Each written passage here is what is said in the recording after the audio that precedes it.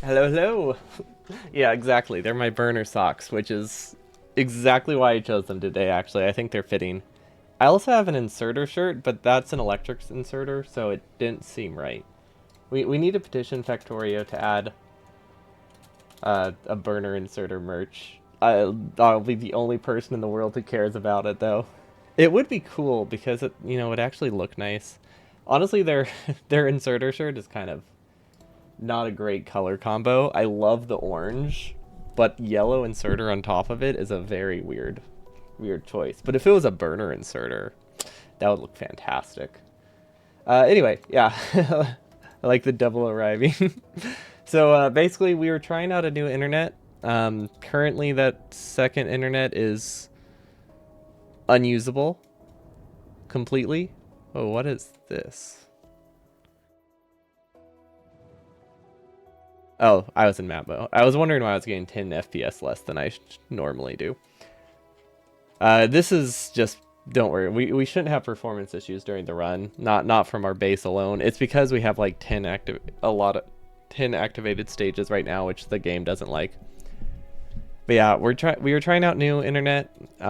It was working fairly decently, but someone else is currently testing it with its ability to perform backups, which is consuming the entire bandwidth. I don't know why they're doing that, but it's making me not want to use the internet at all because it's unusable. So it doesn't really solve the whole. Our current internet, my old internet did not work if somebody else was using it significantly, and the new one doesn't either. So like I don't know, it's don't know what the end goal is, but it does not putting it in a favorable light. That's for sure. But this is what we worked on last time. Well, not this part. Someone else did that. We still need to set up the alarms, but that's easy enough to do.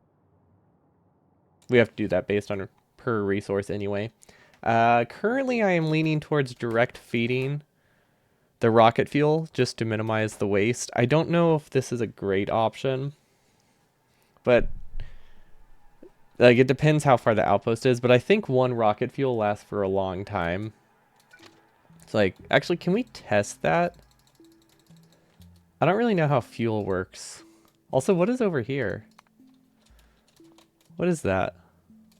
Oh, those are the old stages, which I was just pasting randomly until I realized, oh, I have these in a blueprint book. Why don't I just use that? But we're gonna save a new version just in case we do some things that we can't revert. Did I make an announcement? Hold on, I gotta double check. Yes. But yeah, we're back to 72030 because back on the old internet. It was a fun. It was a fun what two streams where we were able to try 72060 at like 3 times the bitrate. Technically 108060 is possible, but honestly Factorio doesn't look good at 108060. Not with Twitch's max bitrate. So your options are either 72060 or 108030. Or just accept that it's got to look really bad if you're moving regardless. Because I mean that's bound to happen. But yeah, I'm curious how much fuel is consumed by a train. 2, and then we can give it 7. I think we're doing 2 7. Where is it? There we go. 1 2 3 4 5 6 7. What did I just rotate? I rotated that. That's fine. 1 rocket fuel and 2 rocket fuel. I want to see how much it uses to go this far. What? Why did it stop? That was weird. I can't imagine it's a lot, right? Because really it just matters, like, can it use less than 1? And I feel like... Or actually less than half. Okay, so... Realistically, this is about as far as it will go. Worst case scenario, it goes like twice that distance. I don't think there's any situation where it goes more than that. Because this is already like 200. Yeah, this is already like 400 tiles from the base. So we're not going to be connecting that many trains that are 1,000 tiles from the base or anything. And this has more than enough fuel left over. Because the reason I'm using the 1 is I want them to be able to make at least 1 trip to the outpost and 1 trip back on a single rocket fuel, because that's about how long it will take before we start actually adding new rocket fuel into the train. And also we only get 3 rocket fuel added per train every time they stop. But the first one is going to have a latency of, let's see, 10 solid fuel is 40 seconds times 2 because they're going to be split. So 80 seconds. So yeah, the first one's going to have a latency of about 110 seconds before we get any new rocket fuel. The initial stuff's going to be delivered by a bot. We'll put 1 rocket fuel in all of them, and that should be more than enough. So yeah, I think we'll be good using rocket fuel here. Because it's not that much more expensive. It costs 4 assembly machines and 2 chemical plants, probably. We can say that's the cost, instead of using like a belt from over here. That doesn't seem like a major problem to me. Now, and these aren't running these back up, but I think that's not super likely to happen, so we can probably say that's fine. Are we in map mode? We are in map mode. Okay, so I think I'm decently happy with this station. This is incredibly easy to cut down later too. So right now, everything's pretty perfect. We have a slight deficit of light oil and petroleum, which is good. We would rather have it. We would rather waste a chem plant than a oil refinery, I think. So this is something we can copy. And then I don't know if we'll keep this intersection like this. Although it seems reasonable. Honestly, it's not that much. I guess the reason I have this intersection there is because I wasn't sure where it was going to line up. We don't need it in most of them though. Because currently we only have a train here, and then we'll have a train up here and here. So we don't really have a way to send a train south of our base without going past all of this. Not entirely sure how that's going to work, but I don't think it will be a concern. Okay, so what did that leave us with? Task list. Compact trains, make taller, less wide. That is what we've done. 3 more copper belts on the right side. Okay, so we need 3 copper belts over here. Oh, wait. Hold up. We need 3 copper belts here. In my mind, we are going to place a copper train here. But, like, we have this space. Why don't I place a train here? I mean, we don't have all of this space, but we have this section. I feel like we could put a train stop in here if we really wanted to. Which is a little bit closer. And it would let us get resources from up top. Because that could be viable. Maybe I should download a 100% save and see what kind of stuff works. Also, do these line up with the old stations? There's like a 50% chance it does. Nice. Okay, so we won't have to redo any of the connections over here. Awesome. I mean, it's not the end of the world. It's really easy to redo those connections, but I would rather not if I can avoid it. It looks like we have not taken care of, let's see, these are set up how I would want them to be connected. We just need to shift things farther out so that way we know where the rails are. So if I had to guess, if I'm doing a manual connection here, bots are going to build up to this point, and I probably should have bots build here as well, so that way when I connect my 4 belts, I connect them here. So these are the ones I would connect by hand to a nearby iron outpost. Then we do need to pace the trains. I guess we haven't fully finished the left side. It really comes down to how many connections I really think I need. Also, I just realized there's a train stop here, and we don't really have any way to... We built this section without connecting this rail, which this doesn't look that difficult to change, because the only thing that seems to be problematic is the copper, which we can just have connect up here. So it won't be an issue, but yeah, we were not planning for that, but this needs to go. This needs to go farther out. This needs to go. What stage is that on? 3. Okay, that makes sense.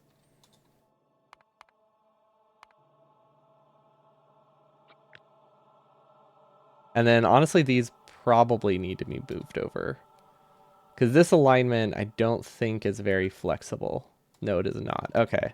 So this first station, needs to be completely shifted, I imagine. So let's see, where's the blueprint? That it would be this one, which is on a different stage. I don't know why we keep going into map view. It just makes things harder. I think it's because I scroll faster in map view because I'm UPS limited. So it messes with my scrolling, but it's not a huge deal. But it's definitely something to consider. Okay, so these are way more shifted than I thought they were. To the point where I honestly should just have... Yeah, this... Considering this is like flipped from my old design, I don't think we're realistically... This is a lot taller than I thought it was.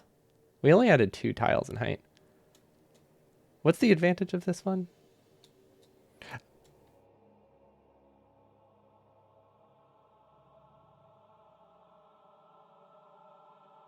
What is the advantage of this one? It looks a lot larger. Oh, it saves rails, I think. That's like 300. This one is also 300. Okay, hold up. There was an advantage, right? I think it just had more space for chemical plants. I don't know if there is any advantage other than that, though. I could have sworn it was a similar height, but this one's like 30% taller. Actually, no. No, it's not. That's an overstatement, isn't it? This one is 50 tiles high. This one is 70. Okay, so it is like 25, 30% larger.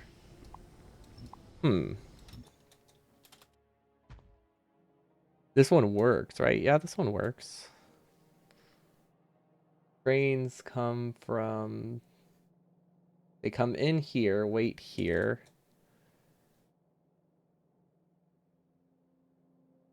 I mean, if I had to guess, the advantage is having the refineries inside. But honestly, is that an advantage? It might not be. Not if it makes it that much taller. Because what's the alternative? We could still, for the same height, we can probably do these here. And then how tall is this? Okay, then it makes them equivalent. So yeah, it really doesn't matter then. If we're going to have the refineries on the outside, we might as well have them on the inside.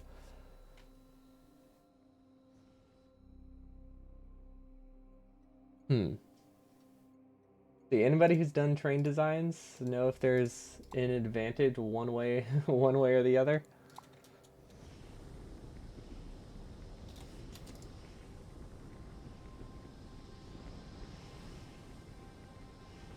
I guess, can we fit chem plants in here? I guess if we... that it is hard. It is pretty hard to fit. Actually, no, right? We could fit that. We could fit all of those.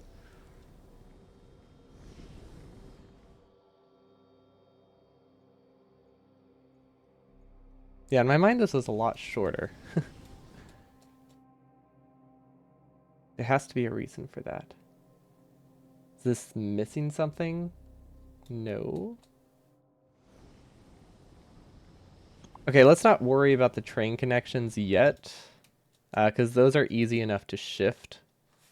I think what I'll do instead, I'll do this because regardless, this is going to go straight here, and it needs to make a crossroads. So no matter what we do need this kind of intersection right here, either way. So let's get that taken care of because that one's just something we know. So that's on stage 3.2. Want to see the next stage so I know what this is. Okay, so that's just coal. That's actually not going to be in the way. 3.1. So if we make the fuel connect here, I think we're off to a good start. So if we take this, we rotate this like so, I think we're golden. So this can now be deleted. Oh, and this is supplemental. This is supplemental. This can go here. This can go here, and this can go here. Okay, now the only thing we're missing is fuel, which I think is on the correct side if we do it like that, right? Yeah, and it looks a little bit nicer if we shift this up a tile. Because this is a compressor, we can move it wherever it needs to be. That makes it a little bit clearer where it needs to go. And it doesn't have that loop, so I think this does actually save a tile. Although with the fuel connection, we probably can't really say for sure if it saves a tile. It doesn't waste much though, even if it does. So this is going to prioritize the right side. This is going to prioritize the left side. Okay, so I don't think we need a prio. Although we could do an output prio, no problem. So now we no longer need this. We no longer need this. This one's connected. This one's connected. Okay, so now we should be able to send this straight through. And we're just going to delete that belt.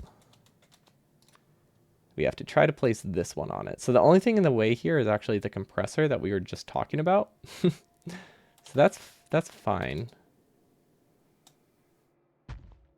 I don't think we need any train signals here. So yeah, we can line this up, I think. Okay. Fortunately, this is the only time we need to make this kind of connection. But this is actually very problematic. Technically, I don't have to have it go straight through. So I could make it that my first station is aligned here. I don't think that's inherently a problem. But I would rather not do it like that. Because I feel like that gets a little bit messy, right? It's like I would have to instead place this train station, instead of right here, I would have to place it here. Is that the only disadvantage? I guess that's the only disadvantage. That's not inherently a problem, right? Like we can shift it down here too. Okay, so maybe I don't have to worry about this going straight through. The other alternative, and it's probably what I'm going to do for now, until I actually decide if I want to do it like that, is to just shift this over. Then we can even put a compressor here. And then send it back. And then we'll have more fuel up here. So that could work. We might need a plan for this to have an extra row. I mean, we won't really know where the fuel needs to be compressed until we get all the trains set up, and we can't do all the trains until we decide which train we want. So maybe I just accept that this is good enough. Good enough for now. We accidentally broke this belt somehow. Yeah, I guess that's fine. It looks a little bit weird. And it does use extra entities, but this isn't really that expensive, right? Like, it feels awful, but this only wastes like 20 entities, maybe, for a total of 60 iron to have to go around it. It's really not bad. Okay, so this stuff is built by hand. So we have, let's see, we have to do all of these connections as well. And by built by hand, I mean connected by hand. It's not, this one's not strictly built by hand. Also, I'm realizing we messed with this blueprint over here. Let's go fix that real quick before we forget. Okay, there we go. Anyway, so this stuff is not built by hand. It's connected by hand, not connected by train, is what I'm trying to say.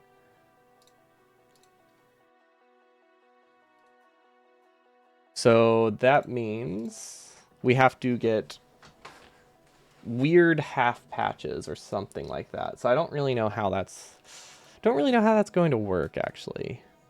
We don't have any more smelting over here, right? So yeah, we just need to do a tally.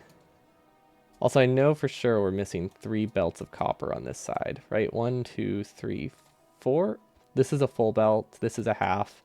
This is a half. This is full. So yeah, we're missing 3 full yellow belts over here. This one, I think we did a recount and we decided we actually have enough copper, right? 1, 2, 3, 4, 5, 6, 7, 8.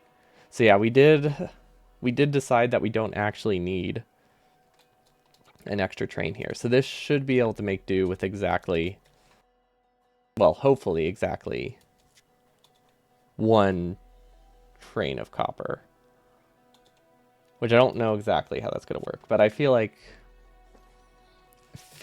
we rounded enough that one train should work there, which means we need an extra half train over here, which is not an easy number, which is why I think we're probably going to connect that patch by hand without a train, because an entire train for 3 belts of yellow doesn't seem like a great idea. So let's count what this one has. So this is 1 yellow, this is 1 yellow, this is 1 yellow. Okay, so we need 3 yellow belts down here, and 3 yellow belts way up there. So that makes me think that we should actually get this spare copper from down here, and we just shift every train up. So we'll have to redo all of our ore connections, but that's the easy part. Like, it's hard if we want to maximize, like, belt savings down to, like, saving 10 belts instead of, like, using, like, 10 belts instead of 12 or something. So it is a fair amount of iron, but it's not something we have to stress much about. Because we could very easily make it that our hand connection here, for whatever copper lane we have, we connect it to one spot, and then 3 belts of copper here actually connect here, and then we shift this up here, and we just shift everything up about 2 to 3 furnace lanes, and then we can get everything we need. Because 6 belts of resources is a lot. But it is what we can get from an outpost. And the advantage of doing it that way is it will gradually become more close to what we need. It might be too late though. Like six belts of resources is a lot from an outpost. Like that's what we have when we have mining productivity max. What do we do before infinity researches? Because this is probably, yeah, it's too, these would connect too late. We would get the lane upgrade way too late then.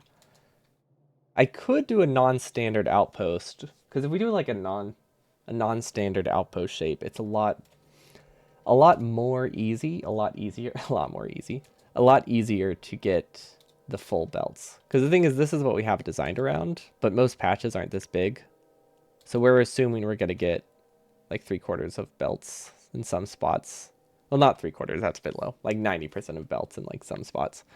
But technically there will always be copper like on the edge that we can get like an entire belt out of if we want to spend a little bit more time doing it by hand.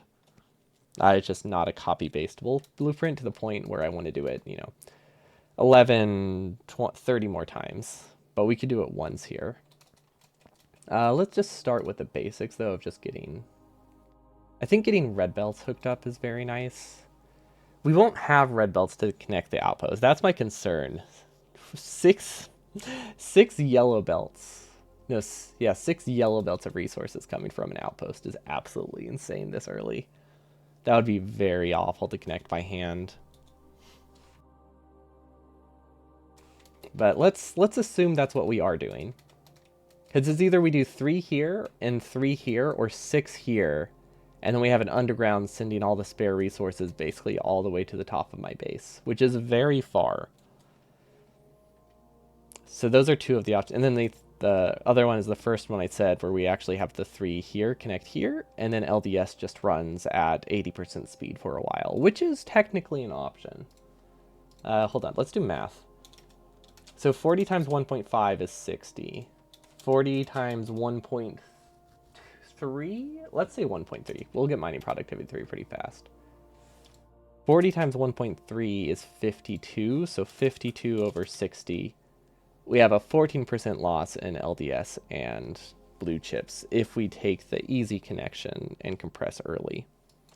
And of course, this also lines up with the whole problem we were talking about earlier, which was... Oh, why is that such a high layer? But it does line up with the whole problem. If we do it that way, that's also just connecting 6 yellow belts by hand. Which is, actually, I haven't done the math. 6 yellow belts, we're assuming, let's assume 500 meters max. 3,000 yellow belt is 3 rows of inventory space. That's not awful. It's not the end of the world.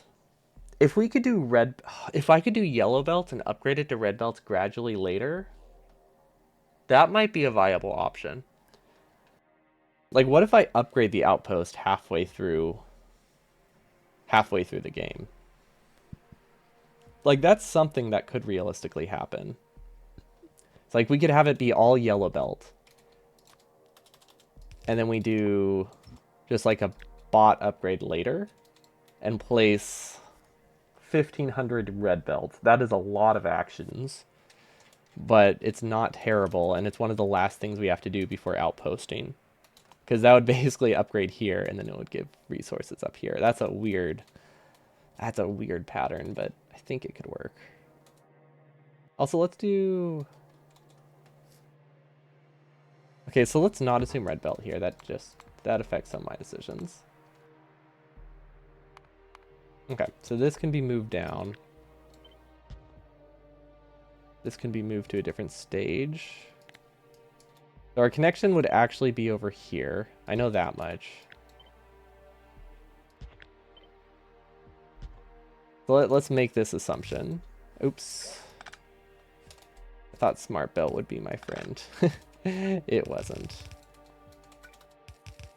Okay, and then we're not shifting the rail, I don't think, but if we do, it's not a huge problem. Okay, and then if we're connecting 3, they're going to be next to each other.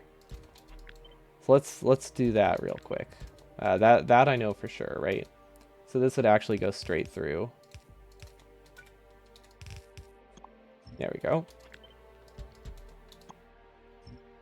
And then this would go straight through. Compressor would be way earlier at the outpost if we had it. Now, if we wanted to do the red belt thing, which maybe I should plan for that, it would actually look something like this, where we would probably split off of each belt midway and send the rest up. So let's make that assumption. And then it would have a prio to the left. No, that's an input prio, output prio.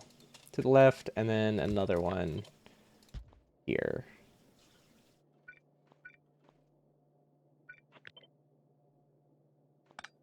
Then there's probably a way we can do this that does not waste entities as badly as we are. Okay, that would go up, and then this would go up. Then this one can just go one more tile forward. Okay. A little bit ugly, but it works. You know, the usual. And then now we go to the second layer where the copper is needed. I don't know where this copper is needed. Oh, this copper is needed way later. Okay, so this is like a stage 2 point. Okay, I say way later, but it looks like we just have stuff on a weird stage. So actually, we're gonna assume all of this is needed on this stage. That's a fair assumption. Same here. I don't know what's down there actually. Oh, this is, okay, this one is all on a different stage though. So this one we can actually move to 3.1, 3.2. We know to avoid it, but yeah, this we don't need for later. That's a weird stone connection we have to make. I don't know what these are.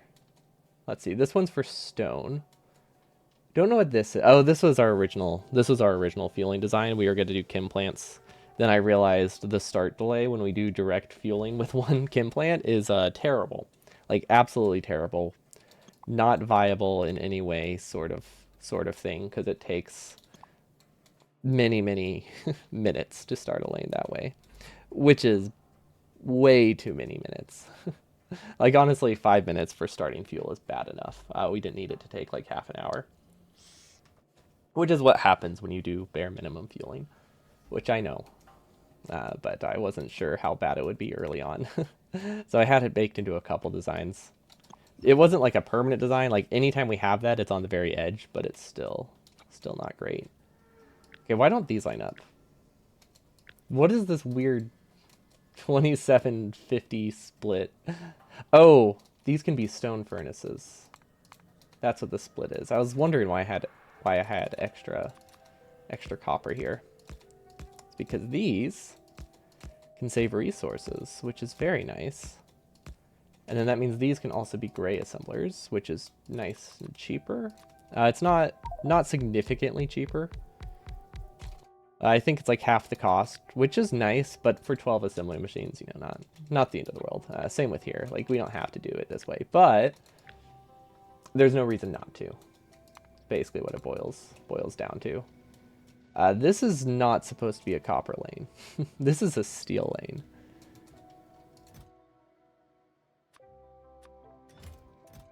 Okay, wait, if this is a if this is a steel lane. Hold on.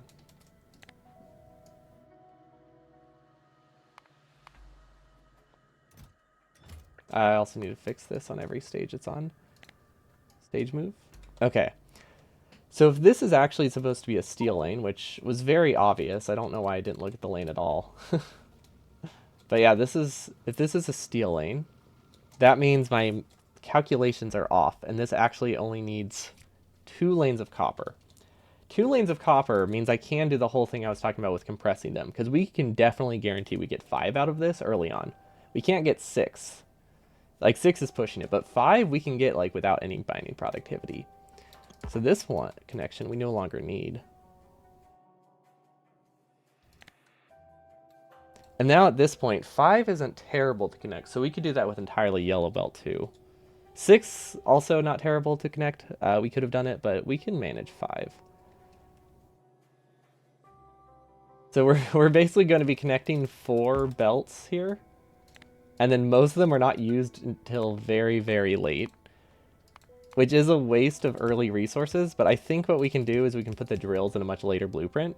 And then as long as these undergrounds aren't placed until like stage 4, it doesn't like waste a ton of resources early.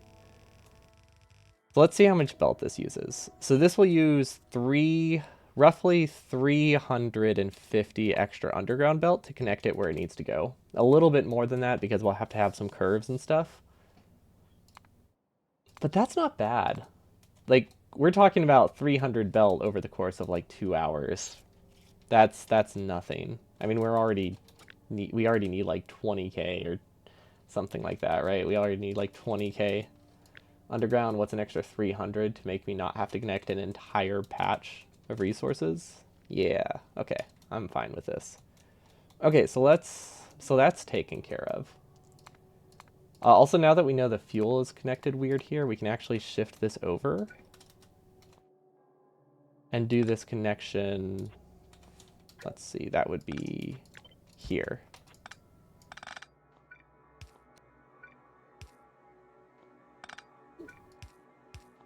Which I don't know if it saves a little bit of belts, so it's yeah, it's worth it. Okay, so these can actually probably be side swapped because most of the designs like this, we have the space to side swap them if we really need to, right? So this we have fuel coming from the bottom because we have coal coming from copper coming from the bottom basically. We can easily get solid fuel from the top. So if we did this, we shift it over 1 tile.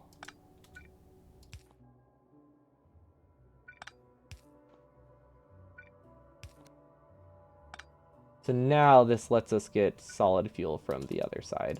I think this is how it would go, right? Yeah, so that lets us get solid fuel from the far side. Cool, right now it's sending only iron. We're not taking from this at any given point, so let's end cap this so that way I know what's going on. Yeah, okay, so that lets us do this basically. This would go here. And then this could go straight through. Actually, I don't know what this is. That's a fuel belt. We can move this over, right? Actually, what is this? Oh, this is like the OG fuel belt. Okay. I'm scared to do this, but it has to be done. Stage move tool is always a little bit scary. Okay, so that doesn't change anything.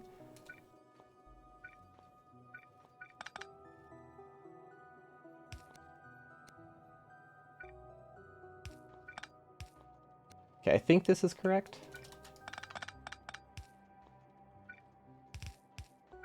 Yes, yeah, that looks good to me. So that's taken from the left, this is taken from the right. And then this goes straight through. Nope, this is not set up correctly. This puts copper on the bottom.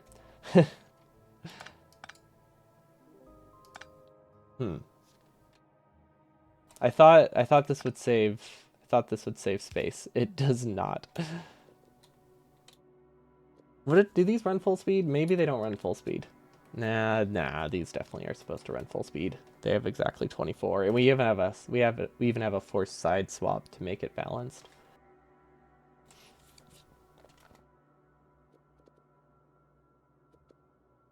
Can I put copper on the other side? Maybe? I mean, I could. Like, we could do something like this, although at that point it kind of defeats the purpose of us redesigning it. I feel like there has to be a way to make it work, though. Because I really like the idea of coal just being able to, or not coal, solid fuel just being able to sideload right here, incredibly easy with one connection. Because that would go here.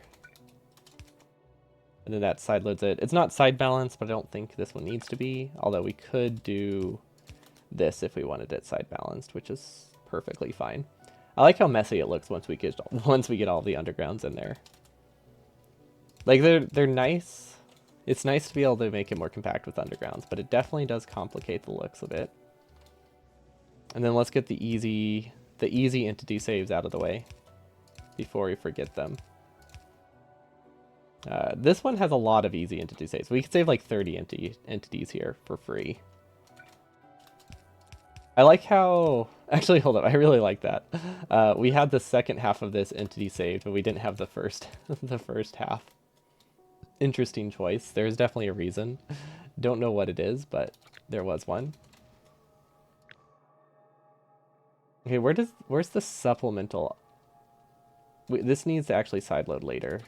Because this is only 12. We actually want it to be here. Okay, so this needs to be shifted here. That's not a problem, I don't think.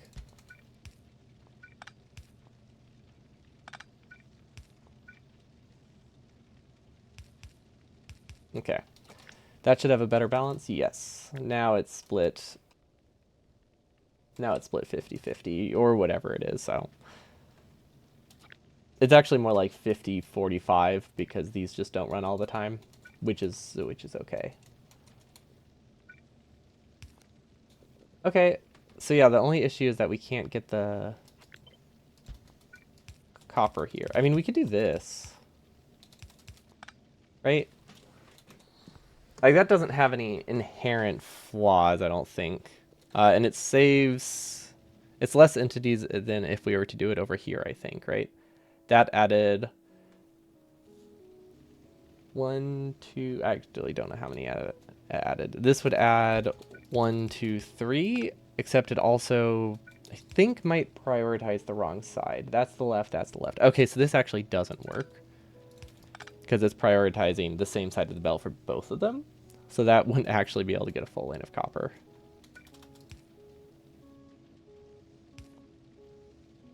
Okay, I mean, technically this is fine. Anything we do to this would save like one entity. So let's just stop. Let's just stop there. Okay, let's go to the iron belt, which this is actually supposed to be later. Okay. It's hard to tell. Sometimes we add like supplemental stuff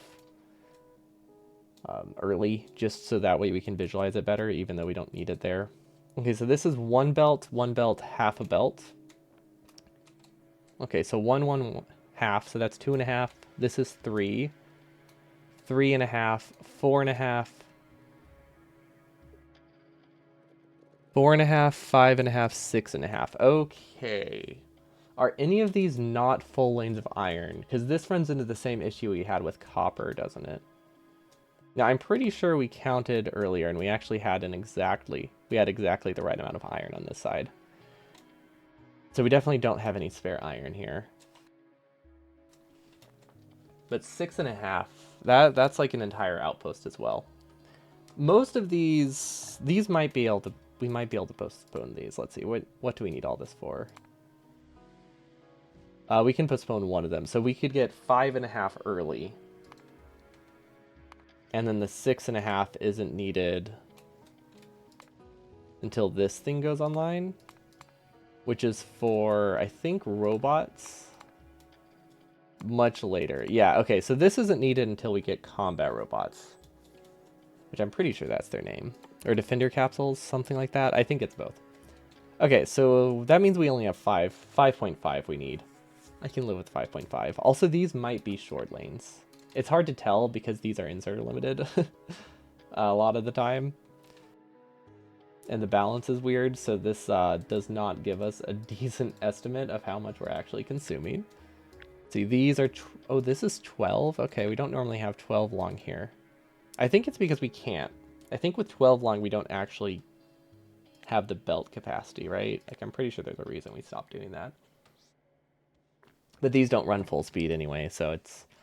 rate calculator is useless. Rate calculator is useless. But most of the lanes with circuits we have is 11.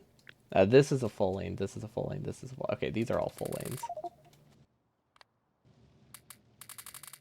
Okay, so we can't make any assumptions that we don't need full lanes here. That is unfortunate. Very unfortunate.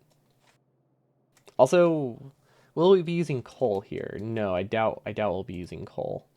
Unless I put it on the logic for some reason. What is this? Oh, that's just balancing the circuit out, the gear output.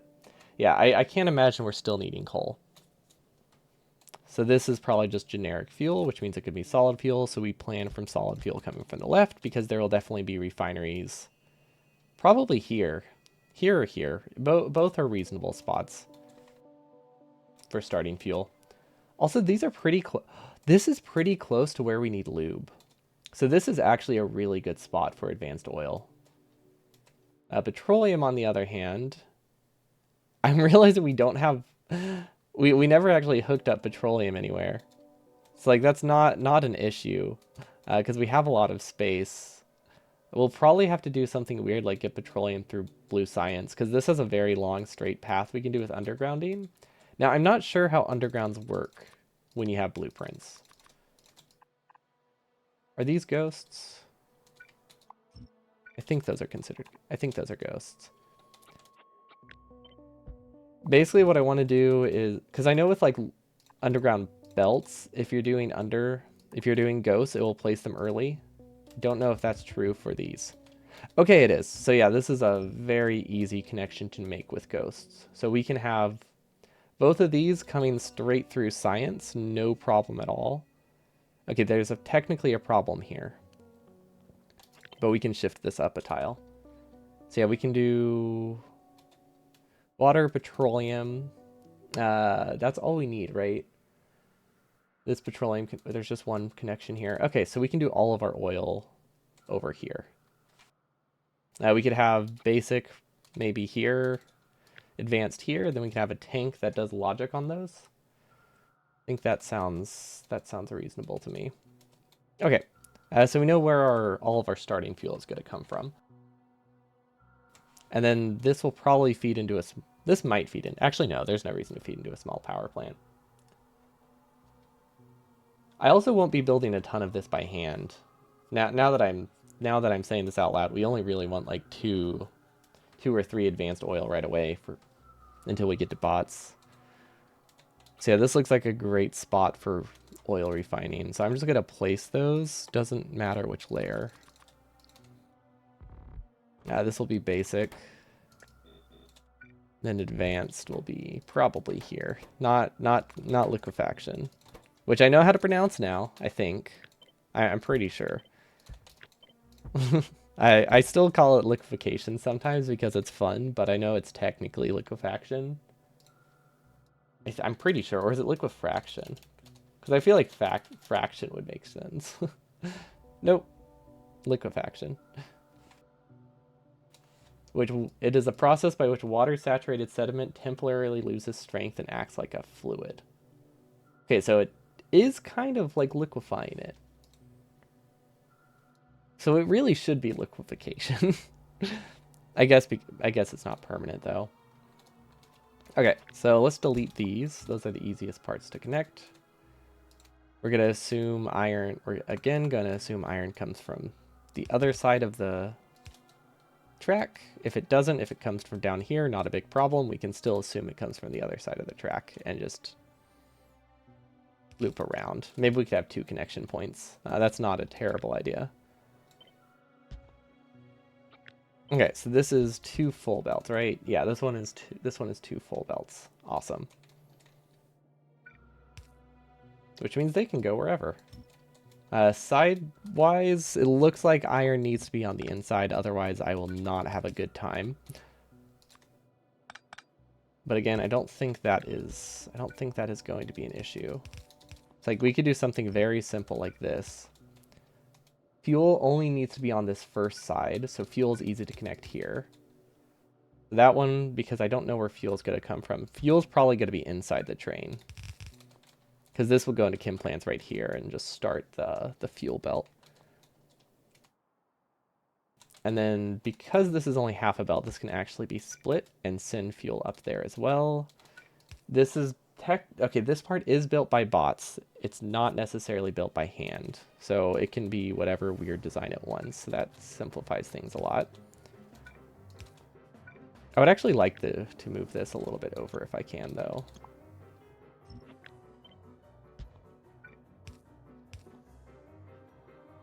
And then we'll prio it to the right because I'm not sure how the balance is. But yeah, I definitely want them as far over to the left as I can because it makes some things easier to plan. That's not worth it. Okay.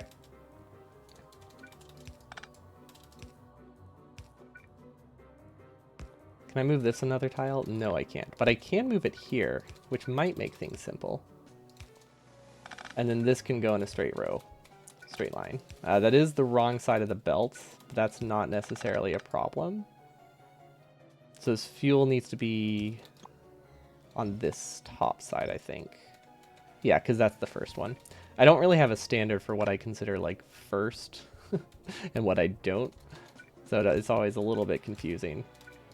But that's because the designs all have a little bit of weirdness where they only really work one way, which is why there's no standard, because we just have to decide between making it slightly more compact or making it a little bit messier. Okay, that technically works. We'll output prio to the left because they're actually taking from the same side of the belt. But this isn't that problematic. It only adds 7 entities to make this go up. Okay, I'm decently happy with that. Okay, so that's 2 belts of iron. We're gonna make, again, we're making the assumption that they all come from this right spot, because one connection point is obviously much more manageable. Once they get to the left side, they can connect however, but keeping them kind of together definitely makes visualizing it way easier, which isn't useful because I'm terrible at visualizing.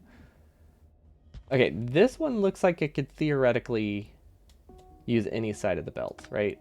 Yeah, this doesn't go anywhere.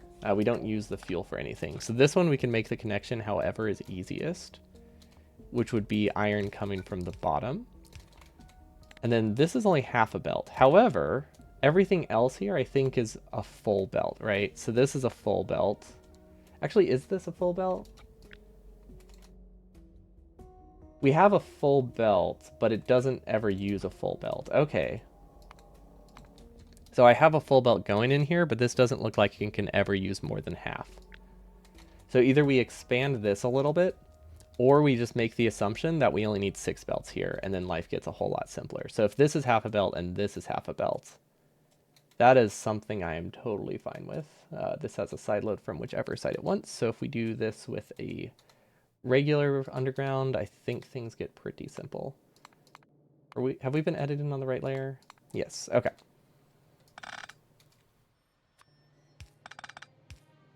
We can just do this kind of thing, I think works pretty well. And then solid fuel can come from the left, so that way you have a spot it can pass through. And then this side is, this one's being side-loaded, so we'll add a prio just because I'm not sure which one is which. Then we can just connect this up top. Okay, so yeah, changing the counting from 6.5 to 6 makes this much more viable. That's still pushing it. Like, we had the same problem with the copper, right? It's still pushing it, but the difference is that this is needed way later. Like, this belt is way later than the copper belt was needed. Like, right here, it was needed before purple. This is needed way after purple. Because this is once we start getting to follower count researches, like once we have all of our infinity researches done. At least that's an assumption hoping I can make. Might as well save that. This would definitely be faster to just re-blueprint, wouldn't it? I mean, I'd say that, but if this is the only one, it's not actually going to save that much time. But yeah, theoretically, we could re-blueprint it, but yeah, we could also just do that, which took like no time at all. There we go. 12 entities saves. Well, more like 10 entities saved. But hey, free is free. Definitely not going to complain about that. And then solid fuel would be compressed over here, it looks like. One underground too much? Did I accidentally double up somewhere? Thank you. I saw this one. I didn't realize I did it twice in a row. Okay, so maybe not free is free.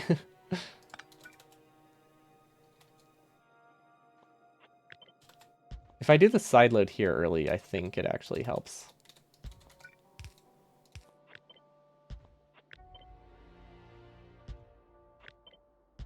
So this would be here. We won't worry about the compressor yet. But yeah, if we do that side load way earlier, it just makes this connection prettier. Which I doubt matters. Yeah, let's not worry about it. Let's just leave it. Okay, so that's 4, and then we go to the next stage. So we only use 2.5 for this stage. Then at 2.4, we use the next. These are all full belts, I think. We use the next 4. Wait. Wait, is it? Hold up, 4. That doesn't sound right. 1, 2, 3. Okay, never mind. Maybe it is problematic. This is 1 whole belt. This is 1 whole belt. This is 1 whole. Yeah, that makes it 7. I thought it was 6.5. And then I removed half a belt, so it looks like I miscounted. I did the first count when this was still copper. Okay, so 7 belts of iron from this. That sucks. Oh, that's difficult. 7 we cannot do. Not for a long time, at least. And this is all essential to getting more, to getting the the mining prod that I need. Okay. That means this needs 2 small outposts, realistically. Because I don't think we're going to make a 7 long outpost work. So let's assume we do iron and copper and then another iron. Let's look at like what a test world might look like. Maybe that'll give us an idea. So if we look at our original run, that might help. Load. Go up a folder. Let's go here.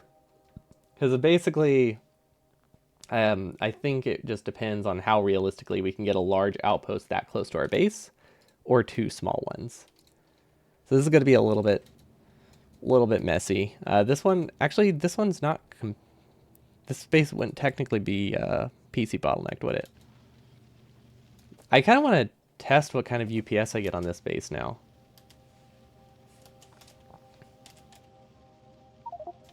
Don't know how Stage is going to break it. This might be after things started shutting down. Let's see, what's our production? Green circuits. Over the past minute. So 3,800 per minute, right? That's 3,800 times 60. That's 220k per hour. So this is definitely not the final base. Oh wait, that's consumption. That makes more sense. 40k per minute. 2.4 million green chips per hour. That's much more realistic. So the base could have gone to 4 million with the current rig, and this was without UPS optimized outputs. Okay, so maybe it is. Okay. So yeah, I forgot that our original design peaked at about 7.5 million.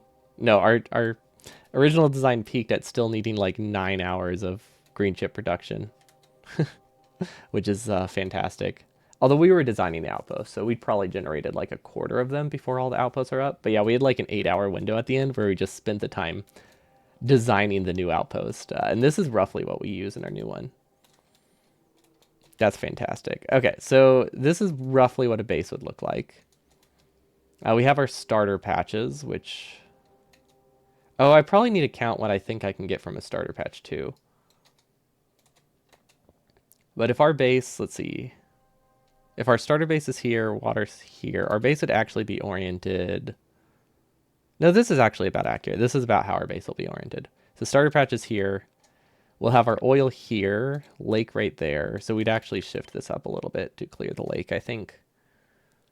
Because I don't know why, but I'm designing it with the lake being on this left side. And it's not that flexible to where it can be moved elsewhere, but I guess that's fine. So with this kind of design, that means our outposts are here. That's about 300 tiles to the nearest copper patch. And then a lot of our base would be using like... Oh, but then there's this one. Like, this one's very usable. But if this is covered by trains, that complicates things. How much can this fit? And then we need a 2-tile gap for undergrounds. And then, so this is roughly how dense we can get. Okay, so this is only 3 lanes of resources. But we have 2 of them.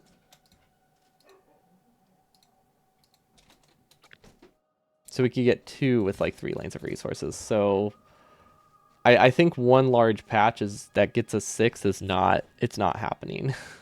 Those only appear way farther away. But honestly, these aren't that great anyway. I like how I actually use these for my outposts. I guess that's what happens when you realize you, don't have an outpost design and just need to get resources from wherever you can see. Because you don't really have a game plan, which was fun. Yeah, this didn't help at all. I thought this would give me an idea of what I needed, but it really doesn't. It doesn't help at all. How easy is it to get 60 from a normal patch? Like, because we can use a non-standard patch. For like this early design, we can technically use a non-standard patch shape like this. I wouldn't want to use this later on, but we could definitely use that. So this does get me a very clean 7. Because it's 60 per times 1.3. So 340 divided by 60 times 1.3.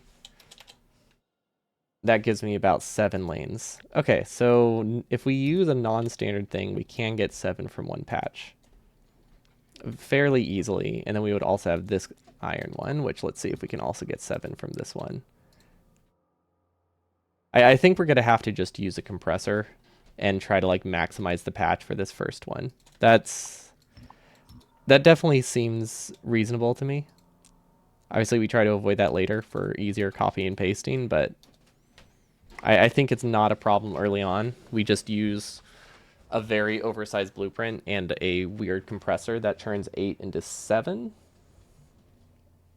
Or like 12 into 7. It's going to be a little bit messy, but we only have to do that once. I don't want to waste that many resources when we have to paste something 12 more times, but we can do it for the first one. And then this would have to go 500 tiles. And this is why we're using trains for everything after this, but this is getting us the resources to build trains. Gosh, that's so far. So that's 3,500 belts. That's not that expensive, right? The issue is that it's kind of out of bot range. This would take forever to build. I mean, admittedly, this map isn't great. So maybe I can just look for something that's a little bit closer.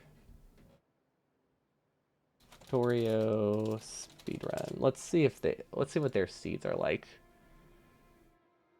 100%. Whoa, 100% is down to 4 minutes 15 now? Almost below it? That's crazy. Okay, save. None of them have the blueprint string because they have the entire save. Which is fair. I just can't load the save because this is an outdated version. Everyone just has the save game. Yeah, I mean, there's no reason for them to upload this exchange string as well. I'm just like trying to be lazy and it's not working. And all of these runs are so recent that I can't even use their save. Okay, that's fine. You know what? What if I just like pull up the VOD? What if I just pull up the VOD? I just want to see what the map looks like for like an actual like 100% run. Is that is that too much to ask?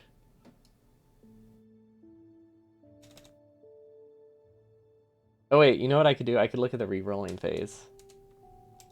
Okay, this is probably it. Yeah, I guess with all of them, resources are fairly sparse this close to the patch, this close to the base.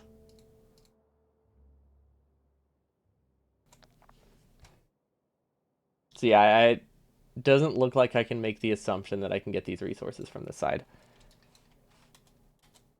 Okay, so back to square one. Let's actually count how much we can get from the original patches. So this is a pretty crappy one, but that's 500 drills on iron, plus if we really wanted to, we could probably get another 60 here. And then here we have 100 and 200. So that's 750. Let's call that 800 iron. Then 120, 120. We could definitely get another 120 here. So that's 360 copper. 450 copper. We could get this entire patch, I bet, if we really wanted to. So 600 copper, 800 iron that we can realistically get from the starter patches. Okay, I cannot forget that number. 800 copper, 600, or 800 iron, 600 copper. So at least 10 lanes from each of them. We definitely, and that is without any mining productivity boost. Which is very, very important to point out because that's another like 3 to 6 lanes, depending on what point of the run I'm at. Now, repurposing those with like a compressor is going to be really annoying. But I don't think it's going to be that much of a problem because I know that our starter base, a lot of this idles whenever research starts to slow down. Because we definitely have a lot of overproduction with like the copper. So now for counting starter lanes, let's assume all of these are red belts. So this is 2, 4, 6. Okay, never mind. There's a lot more on the left side of our base than I thought there was. Yeah, we're not. Well, these ones are all yellow belts. There is no way that we're going to get enough iron here to need iron, to be able to skip iron on this side. Why are burners so bad? Okay, so all that time and we're back to square one. I have no idea which way which way is best. I think one large patch is our most likely scenario. So let's assume we can get 7 out of this. I think that is going to be the easiest connection to do. Now, we could do the red belt plan because this is pretty far from our base. We'll probably have to bring... You know, I guess being far from our base isn't an issue. We could do it default setting style where we bring a Roboport, we bring the resources that bots need to build the patch. Then we just place a Roboport and like 50 bots. Then the only thing we have to do is do the power connection. Yeah, that's reasonable. We'll just have a checklist. So 7 belts this way, very possible even without mining productivity. Well, if we're lucky without mining productivity. But realistically, it's going to be about 500 away. We'll need 7 belts. So we could do 2 red belts. If we do a Roboport connection... Okay, we could do a Roboport connection, and then bots just slowly upgrade these to red belt. How much does it take to go 400 tiles? Oh wait, why am I... Oh, if we're actually, yeah, I would have to do it with these. So 400 tiles is about 80 red belt or 80 yellow belt. It would actually be around 60 red belt, but unfortunately they would be short length if we do the upgrade plan. So that's 80 red belt times 5. No, that would be 80 red belt times 4. So that's 320 red undergrounds. That's fairly expensive, isn't it? I don't think that's cheap. I'm pretty sure that's more than that is literally almost doubling what we use in our entire base. Now, not like total, because we started using a ton more red belt at this point, but that's a bit too late. How fast will this produce? Because we do technically have red belt production here. I can't imagine it produces a lot though. So yeah, have we produced anything lately? Okay, if I speed this up. This actually might be a disabled layer, I'm not sure. No? Okay, so this is being stalled for some reason. I don't know why. Oh, these might not be powered. Okay.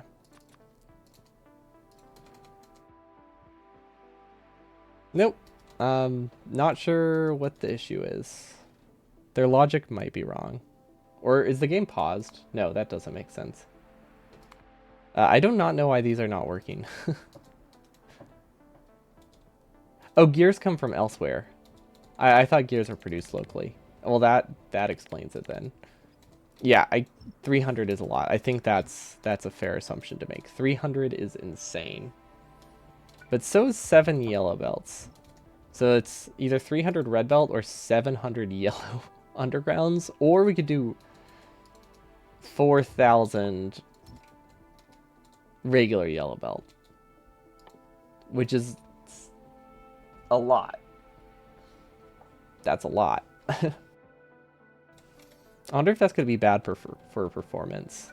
Because I feel like that's a long distance to go with a non-compressed belt. So maybe we just have to assume it's compressed. I mean, we can probably make that assumption. We can compress it, no problem. What am I talking about? Okay, so these are actually on a different layer. So that will help a little bit with the cost. Not a ton. But the fact that we can do this after copper is nice. Okay, so I guess we can just make it here and then send it up. And then I don't know what that is. That is fueling that we no longer need. Okay, so we can delete these. We'll leave this one here because we haven't redesigned that one yet. Actually, let's do that now. Yeah, let's just do that now. That would be this layer. Okay, it would be compressing from this side. Full drag, and then probably a splitter here. Then we can send this forward, and then this one can actually sideload up top. I think that's fine. It's somehow rotated the wrong way. So that's going to prio from the right. Left, this is also going to take from the left. There we go. That takes from the right now.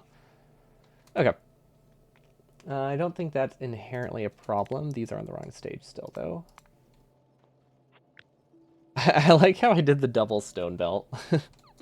That's a fun way for me to be lazy.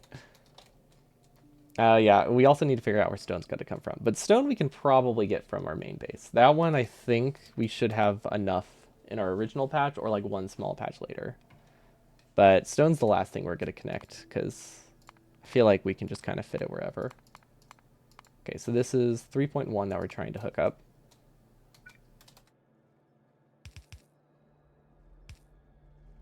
Let's see, where's the fuel come from here? Okay, so this does not look like a design where you can realistically change what's... Actually, wait.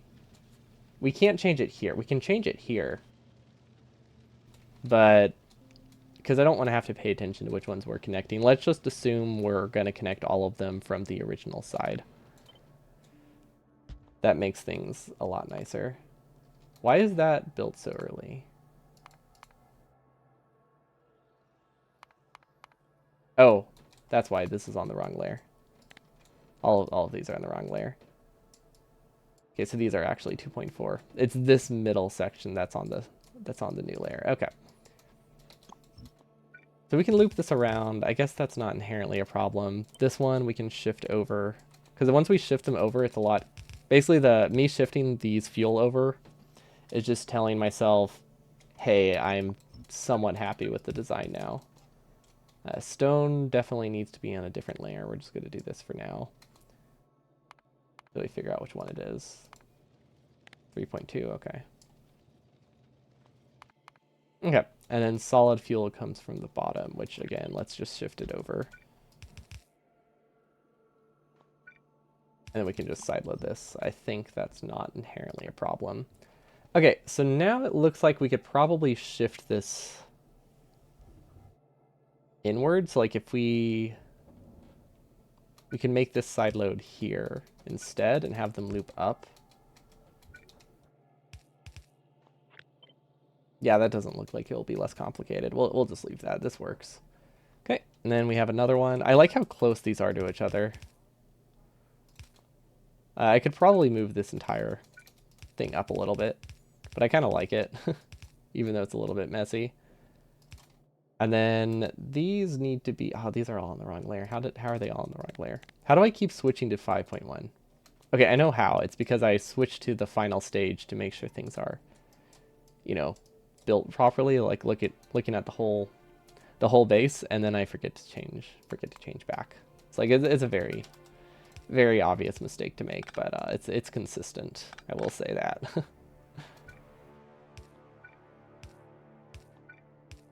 Okay, that works. A little bit ugly, but I mean, what isn't in my base, right? Okay, and then we've done entity savings on the steel belt before. It's very easy. I don't want to do it right now. I want to get all these connected first, but it shouldn't be a problem. Okay, so that's 6. Okay, I feel like I've miscounted again. Was I double counting earlier? Because I definitely missed something. I don't know what this belt is. Oh, I think this is stone, right? Yeah, this is stone. Okay, so we're just going to clear that. Go back to this layer, and then this should be nice and straightforward. This we can move. Oh, that's what it is. Okay, this is the one that I missed. The second time around, at least, when I was counting. I don't know how these are flipped wrong. Also, that was a completely unnecessary flip. This is a weird fuel setup. I guess that's what we're here. That's what we're here to fix, right? Okay, so now this can go there, and then everything's golden. Left 1 1 1. Okay, if we had a red belt here, this would be a whole lot easier, but I think this is a bit too early for me to start using red belt.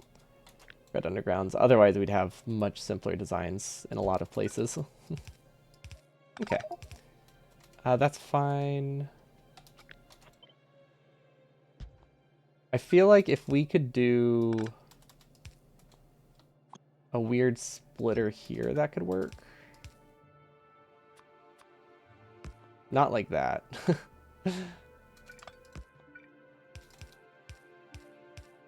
Like something like that puts them on the correct side. Actually, wait, we might be able to go here. That looks a lot more obvious what my intent is. Okay, let's go. Let's roll with this one. I like that.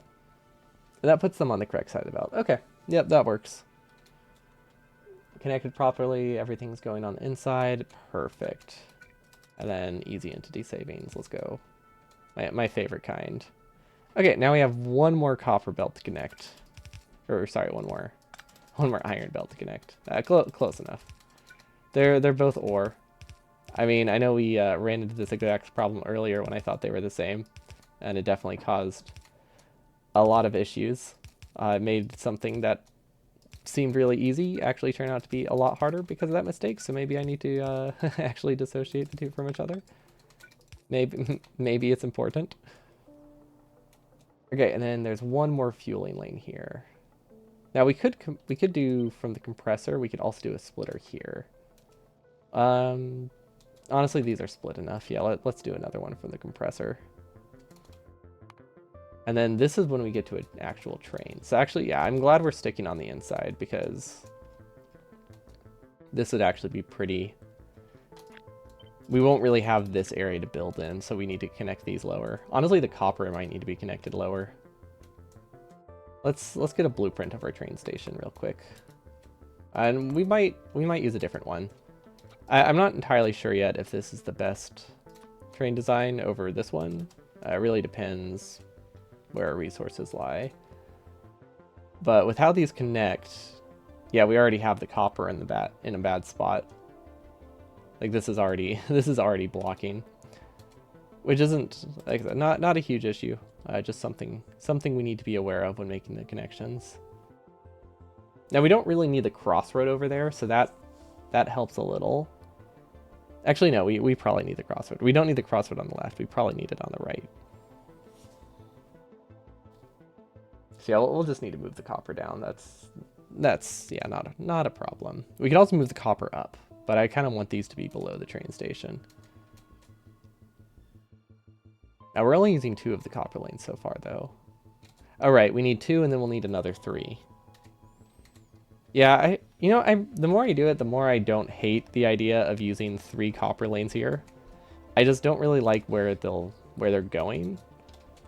See, roboports are going to be in the middle of our outpost, I believe. Let's see, roboport. So roboports would be here, which means we'll probably have the ability to place belts all the way up here. Because if we're going to do a 3-wide trip with the belt, I was gonna say I feel like we can go like right here, maybe at the very edge of the roboport. It's kind of pushing it, but I think we have that option. That's too far over. But if that clears, I think we're good. Okay, so these could technically be in range. So this is where we could connect 3 of the copper belts, because all the iron just stays down here, but all of this copper can go all the way up to the top. Be built really late to line up with our mining productivity. And then this one we can just get rid of. So it just needs to be a little bit lower. Okay, yeah, that's fine. Let's make this assumption. So we're gonna put this as close to the copper, as close to the iron as we can, I guess. Okay, and then we need to connect it 1 here and 1 here. I might just do that. Just make a nice quick connection. And then we don't need these 2, because that was me miscounting before I set it all up. I can't wait until I realize I miscounted again in a different way. There's a high likelihood that happens, to be honest. I would not be surprised. Okay, so now we should be able to clear this. No problem with our new outpost. Yep. Okay. That means this connection is fine. I imagine we're not going to connect them directly here. We will have logic on them to stop the belt if it makes mines. But we can do logic and a siren. Both are really easy to do.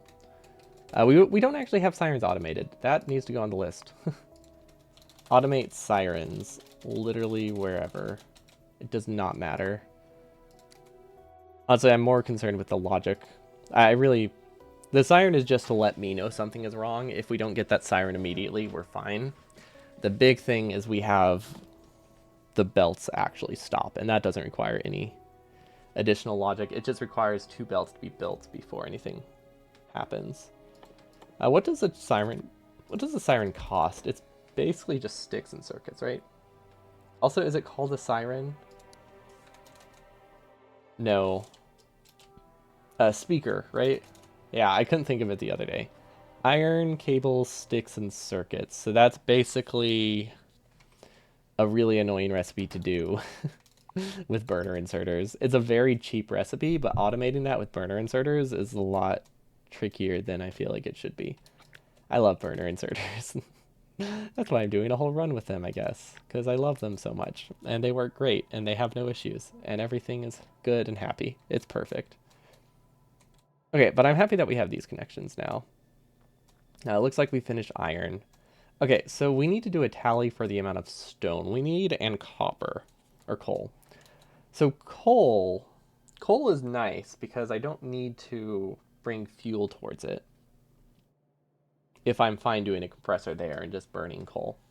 The issue with coal, though, is that we need it in, let's see, this can use solid fuel. We don't need this inserter. Let's get rid of that one. We did not finish connecting that one. Oh, right, because this is where I remember now.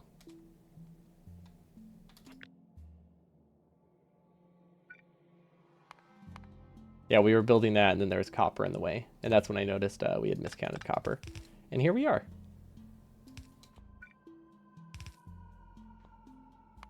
Is that the wrong stage? That is the wrong stage. Okay, very easy fix. There we go. That is on the wrong side of the belt, but we could do something like this and with an output prio to the left to make sure we grab from the correct side first, and then these will get the non-prio side. Okay, that's an easy enough connection to do. Why was I on stage 5.1 trying to edit this? Oh, because I wasn't editing it, I was counting. Okay, so this is two yellow belts of stone right here. That should produce most of the bricks we need. Because we haven't done the stone and we haven't done coal. So 2 stone. And we're going to count exclusively in number of yellow belts, I think. 1 coal. 2 coal. And we're just going to round up. I think that's reasonable. Oh, wait. We realized last time we don't have enough plastic. So I'm just going to do this. Need half a lane of plastic. Half lane plastic for LDS is missing. Okay, this is actually fairly high prio. That goes to the top. That's like 30% of our LDS, which is a lot. Because basically I think we need 4 full plastic belts or something like that. So 60 total plastic, and we're producing 52.5. We're consuming a little under 60 because of inserter limits, but for the most part, or sorry, furnace limits. Our LDS is furnace limited by like 5%. So we're actually using like 58. Our estimate when we run the rate calculator is 60, but honestly, that's pretty close to each other. So this is 16 plastic, right? So that's using a full belt of coal. This coal, I think, goes towards grenades. I'm pretty sure this goes towards grenades. And if these grenades are working full speed, they use also a full belt. However, they do have some left over. So these aren't going to be running full speed, I don't think. So this is 11 points. So this is perfectly using 3/4 of a lane. And we only need 1/4 of a lane more to go into this. So theoretically, especially with the prod mods, we could just say this gets split off here. So let's do that. We need to find which layer it's on. 4.1. I think there's a way to tell which layer it's on than just randomly clicking. I just don't know what it is. But theoretically, we should have enough coal this way. Although we're also using the coal as fuel. Oh, that's why we have the prod mods. Literally, the prod mods are there to make up for the fuel we're wasting on the burner inserters, I think. So that way we still get a full belt of plastic, even though we're technically a little bit short on the coal department. That makes up for the slight reduction in coal. Yeah, otherwise we wouldn't have any spare. Yeah, because if it was a perfect 15 to 30, we would actually be underproducing by only a few percent, but still, that's enough to matter.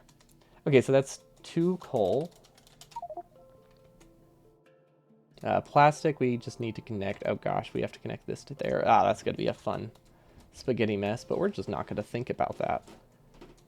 Okay, and then this is another... Oh, this one's a double lane. So if I had to guess, this is 2 coal as well, right? Yeah. So another 2 coal. Oh yeah, there it is. 2 and 2. Okay, so we need 2 stone and 4 coal on the right side. And these are all in terms of yellow belts. So that's very manageable. And then on the left side... Don't really know. We haven't really actually looked. I don't think we need any coal on the left side. Now, coal I'm not too concerned with. Most of the coal that we use in our base is only early on. So this is just one small patch of coal. I doubt we need to train for that. I think we can connect that by hand, especially since it's a coal belt. It's super easy to do. Because when we connect like a copper patch by hand, we have to drag a fuel belt with it. So like this will actually have one belt going the opposite direction too with fuel on it, which is going to be a lot of backed up fuel. It's going to have a start time in the like 10 minutes. But I mean, that's still about as much time as it would take to connect an entire other train. So it's not like either way, we have a high start time. Like, high numbers are high numbers, but if they're not avoidable, it's not, doesn't mean the plan is bad. Okay, so left needs, this is 2 stone on the left. 2 stone left. Now this is 1 stone, and I think it is exactly 1 stone, right?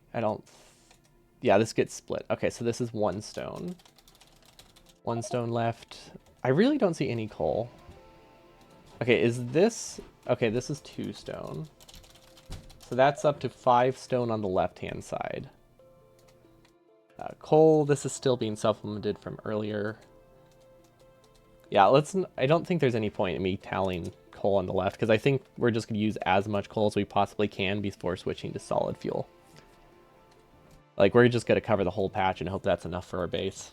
Because it should be, especially as we get mining productivity. So that would mean our total is 7 stone belts plus 4 coal for crafting. Just making that making that note. Actually, let's make it here. 7's, let's see. What was the split? 2 stone right, 5 stone left, 4 coal right. There we go. That way they're actually written somewhere. Okay, so with that in mind, 5 stone left. I doubt we're going to be able to get that from a starter patch. I feel like starter stone patches are pretty small, right? 2 stone right, though. That is an incredibly small patch that we have to connect by hand. So I think stone train is not something we have to worry about doing. It depends on what our starter patch looks like, I guess. Which is not something we can plan around. We definitely want to... Yeah, we definitely want to overestimate how much stone we have, not underestimate. Actually, I think I swapped that. We would rather have too much stone. There we go. Okay, so let's look at our base. This is all the stone that we had in our main base, right? Yeah, this is not 5 belts of stone. 50. Okay. We did build our base on a giant stone patch, but yeah, 5 belts of stone is not happening. We can maybe get 1.5 or 2 from our starter base. Otherwise, we're going to have to go from elsewhere.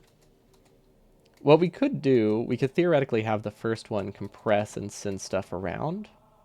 Oh wait, we forgot our first brick lane.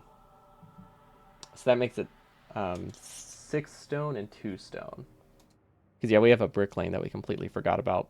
The thing that makes furnaces is on the side of our base, but we haven't actually fully built it. So that's why it wasn't included in my count. Okay, you know what? Maybe stone lane is the strat, or stone train is the strat. Because it's not terrible for us to have a belt going across our base with stone. And then we can have the stone train connect, and it can supplement the side. It really depends how late trains come into play.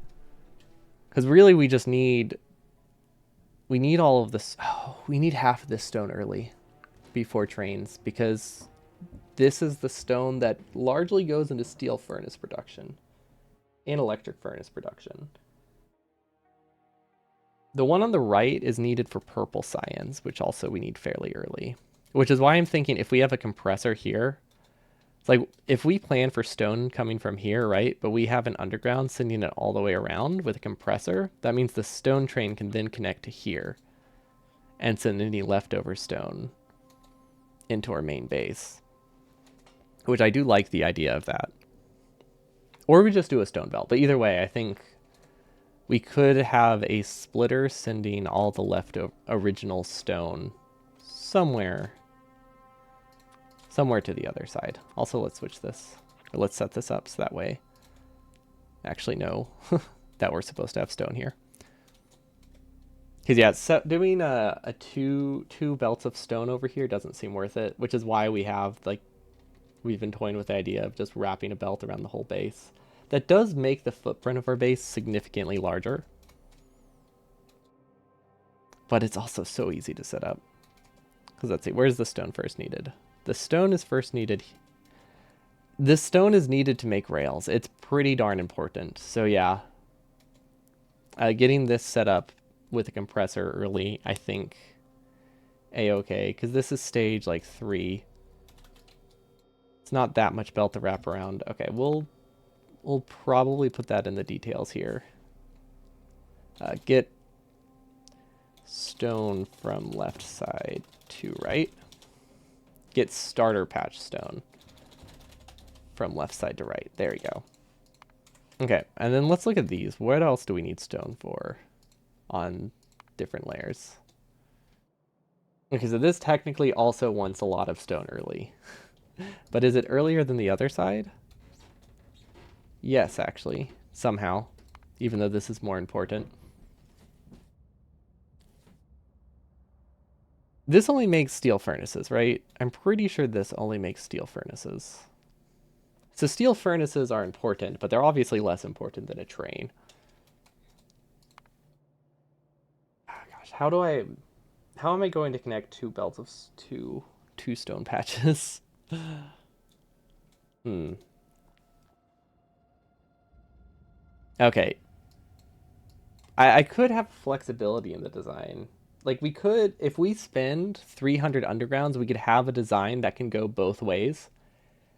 If we attach stone over here, it goes to the left, and if we attach stone over here, it goes to the right. We could also have it as a separate blueprint that we can place that can go either way, and then it only wastes like 50 undergrounds.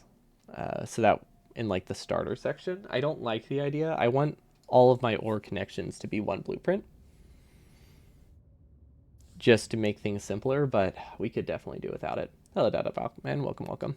We don't have a set date yet for this one. The base has taken a lot longer to design than I expected. I wanted to do it for April Fools, so we're definitely behind that. But then I had schedule changes, so that's the main reason we missed that. But we're pretty close. Like we're doing the more nitpicky parts of the base now, like trying to figure out how we're actually going to distribute resources with like resource connections. So we're definitely getting there, because we wouldn't be doing these kinds of decisions if I didn't think the heart of the core of the base was fairly solid. It's definitely missing a couple things like fuel connections. Right, that reminds me. Water and sulfur through blue science. Not sulfur, petroleum, right? Petroleum gas. Actually, I'm just going to call it petroleum. That's clear enough for me. Because we don't really call gas petrol in this in this country. So petroleum does not scream any form of oil to me other than petroleum gas.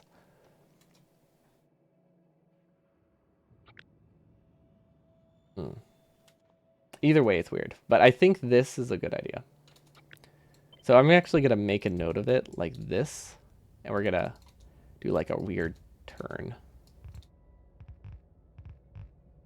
And I think this will make it clear what I'm trying to do.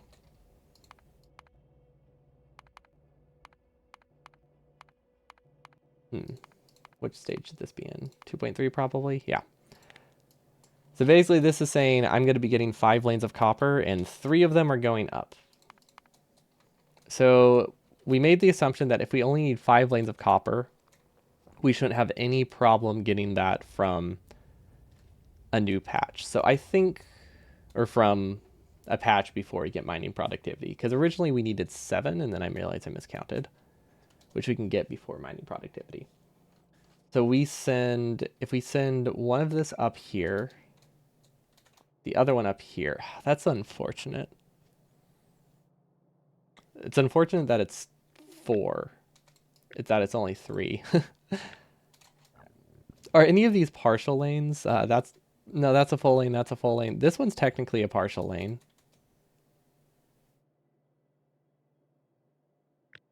Right? Yeah, this one is actually very much just half partial lane. Okay, so theoretically we could send like the 3rd lane into this one. Or we could do like a 4th lane into this one. Because I'm trying to think of how we can send 3 lanes into 4 with a fairly even split. Because basically we need to shift everything up 3 segments, which is a very, very weird number. If it was 4, life is much nicer. What if I make the assumption that it's 4?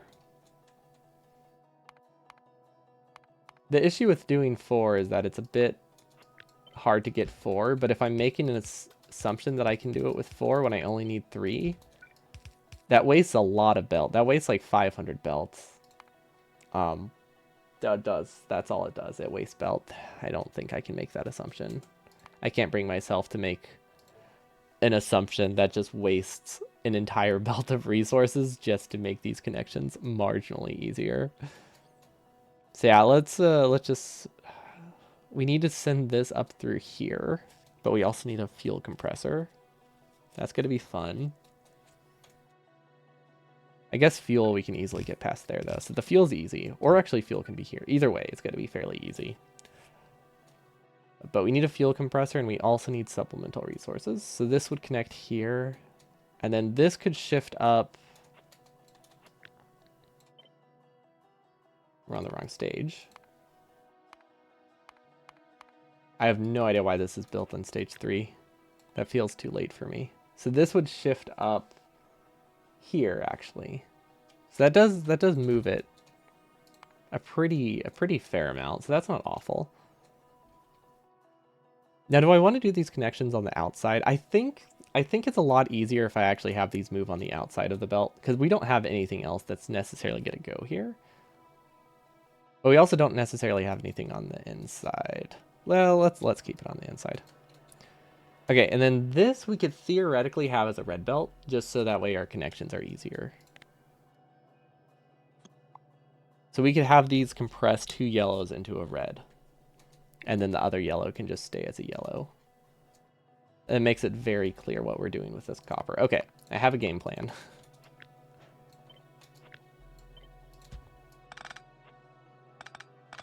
And the reason we're doing this is just because that way it's coherent with our old design, because all of the train stuff is connected via a red underground. So by keeping this as a red belt, it's just a lot nicer to see what we have set up. So this can go here. There we go. And this needs to go all the way up top, and it's actually on the wrong stage. This can probably wait until stage 3. But honestly, with how little underground it is, we could technically do it earlier, no problem. Okay, but we'll send these later. Okay, so this now connects here. And this would go there. Now we have an extra belt here, so now we shift this up. And then, honestly, that seems fine. How much belt is this really saving? The more I look at it, the more I'm thinking not shifting it isn't that big of a deal. Oh, okay, never mind. It saves like 150 belt by shifting things gradually. Okay, so now this is getting an extra belt. So this would come from, this would go straight, this would go straight, this would go straight.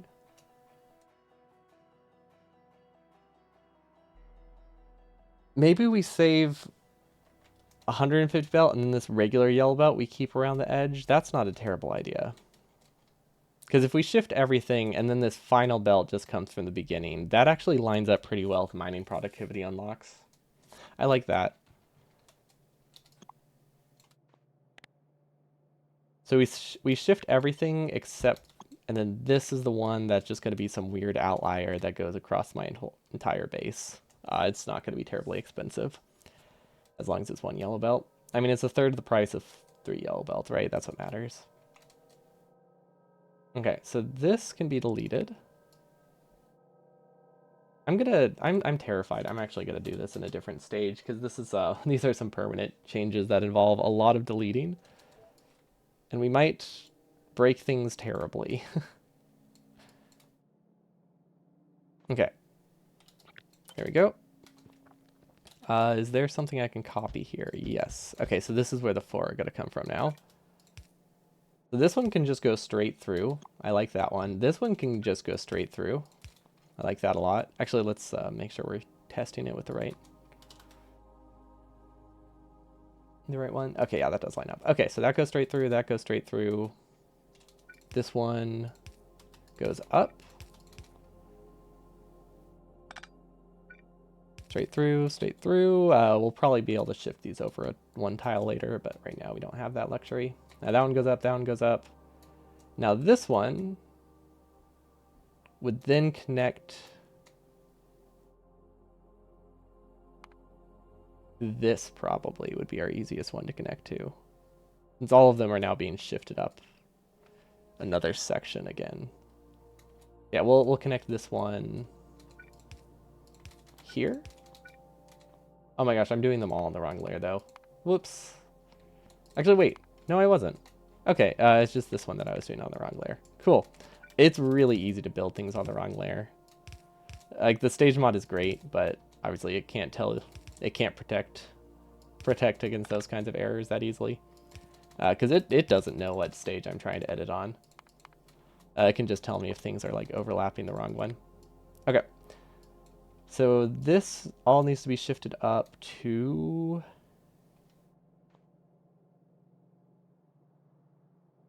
Actually, way higher. None of these are used for a long time.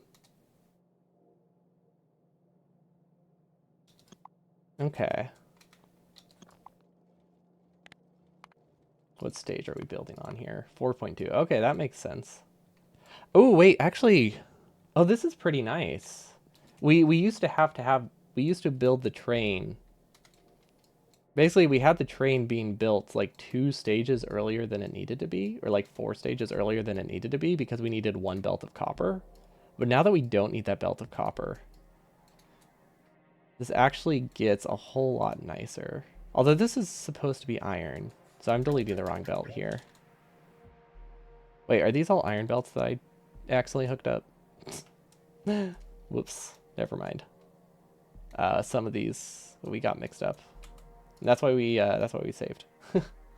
That is why we saved. Howdy, Mumblecore. Welcome, welcome. We're doing a lot of tedious connections right now, trying to make sure that we actually have our base estimated correctly. Since right now we don't have a perfect, like, the sides of our bases aren't perfectly balanced. So I think if we do a redesign, we'll fix that. But it's hard to know, it was hard to know how many resources I needed when I started.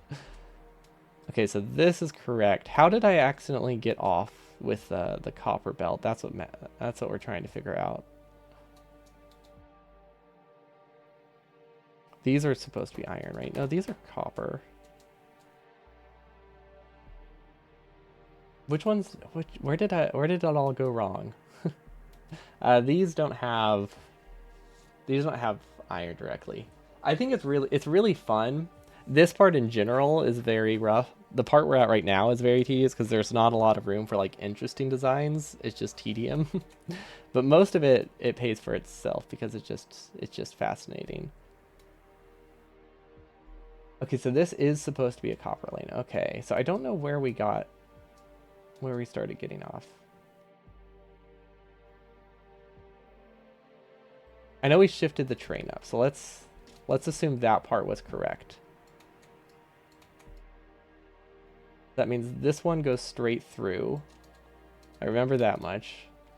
That would be this. This goes straight through, this goes straight through. This goes up, and then we have an extra one here. Okay, so this is where we got off, because all this stuff was very easy to connect. This is where everything was went chaotic, basically. This is when I accidentally connected an iron belt, which is why we're doing the blueprints ahead of time, so that way this kind of stuff doesn't happen. I think this, I assumed this was copper. These are all iron lanes, so that's where I went wrong.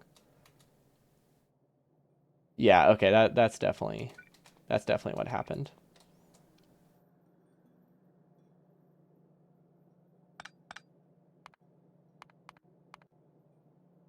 The weird thing is that underground didn't go anywhere.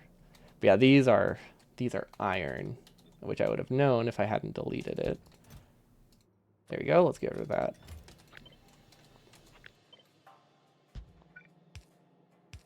Sure, I guess that's fine. We're going to be blueprinting stuff over there anyway, so it doesn't really matter. But yeah, we have an extra copper lane here, which we somehow need to get up here to this one. Assuming this is in fact copper. Let's see, these would be iron. Yeah, these are these connections you really only have to make once when you design it, and then you realize, you know what, this, I never want to look at it again. That's basically the situation we're in right now. I guess I can send this up. I have to keep switching layers. Honestly, we don't need this until this layer, right?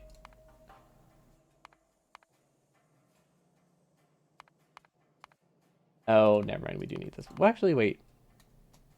No, this is an extra one. Okay, so we don't technically need this early. So if we actually design it in the layer we need it, things get a lot easier to move, easier to set up.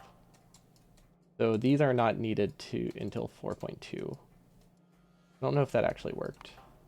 Okay, it did. Cool. Now we can actually see what we're trying to spaghetti ourselves through. Okay, so this needs to shift over one tile, so that way you can clear the underground. Because if we were building in the other layer, we would not have seen this copper or this iron belt here, and that would have been pain. That we couldn't have really fixed that, or it would have taken us a while to notice what the problem was. Okay, these can shift. I don't know why they're on that layer. There we go. I'm not too concerned with entity savings right now, but I don't want to break things too bad. And now this is supposedly a copper lane. Awesome. Okay. What if I just connect it like this? That's all the wrong. That's all the wrong stuff. There we go. Now it's sending the correct resource. Okay, so if this just goes here, everything's good. And then this needs to be shifted up. But honestly, it doesn't need to be shifted up a ton, right? Because that's used right there. This one is used a little bit later. This one is used a little bit later. Okay.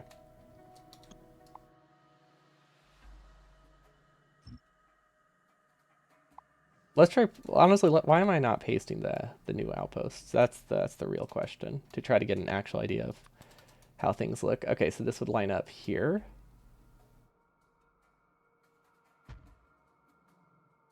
This one does not fit here, and that's why that's why I'm glad I switched to pasting it here, huh? Okay, so this can go here though. So we need to make this connection a little bit higher for the iron, which isn't inherently a problem. We can also make this shorter. This isn't that bad though, but we can make this shorter. And then that means the next copper lane is going to be... We might need to redesign these. Well, the original connection was... Actually, which blueprint is it? The original connection was here, but I did decide I wanted to shift it up. So honestly, this one's not a problem if it's built here, because we're shifting this one anyway. So this one does fit. This spot is actually... Actually, that spot's kind of perfect. Okay, so that spacing is good. We can make it one tile shorter if we need. Yeah, and we actually... Ooh, wait. No, this is very perfect spacing, right? Or is this in the way? That's in the way. We can get rid of this. This isn't technically necessary. The fact that it makes this fit so perfectly without it makes me think it's worth having slightly lower production there. Because that's too perfect. Who would have thought that one tile we added was actually going to be a problem with how this lined up? It just happened to line up with our base. Like, the odds of that are super low. We can still fit the extra fuel there. These are very tightly packed. And then there's the space, and then we only need to connect a couple more. Okay, so it's not that big of a problem. I think like I said, the other one was 30% shorter, and then we placed more stuff in between them, so that's why this one is a little bit messier, but it does have all of the fuel we need in between it, like two full yellow belts of fuel. coming from each one. Then if we need more fuel, we can place them. Honestly, here would be a decent spot for more refineries if we need it. We need to make sure water and oil come from the outside. That's going to be very easy to set up. Okay, that's fine. We can delete this in most of them. That crossroads isn't strictly necessary for much of the design. It's really only needed in one of the spots. I just wasn't sure where that spot would be, which is why it's in every blueprint. And that one is here, and then this is unnecessary. This is the old design. This has very little space for us to pass fluids and stuff through, so anything we have to pass through, we have to do around or in the middle, which I don't think is a problem because everything here is done by bots and one blueprint. It's really just this spot that we need to be concerned with how easy it is to connect a resource. So yeah, I think we can live with that. Okay, so now we have a new connection for copper. So let's actually set the logic here. Wait, this doesn't have any logic to enable disable. This is just siren logic, right?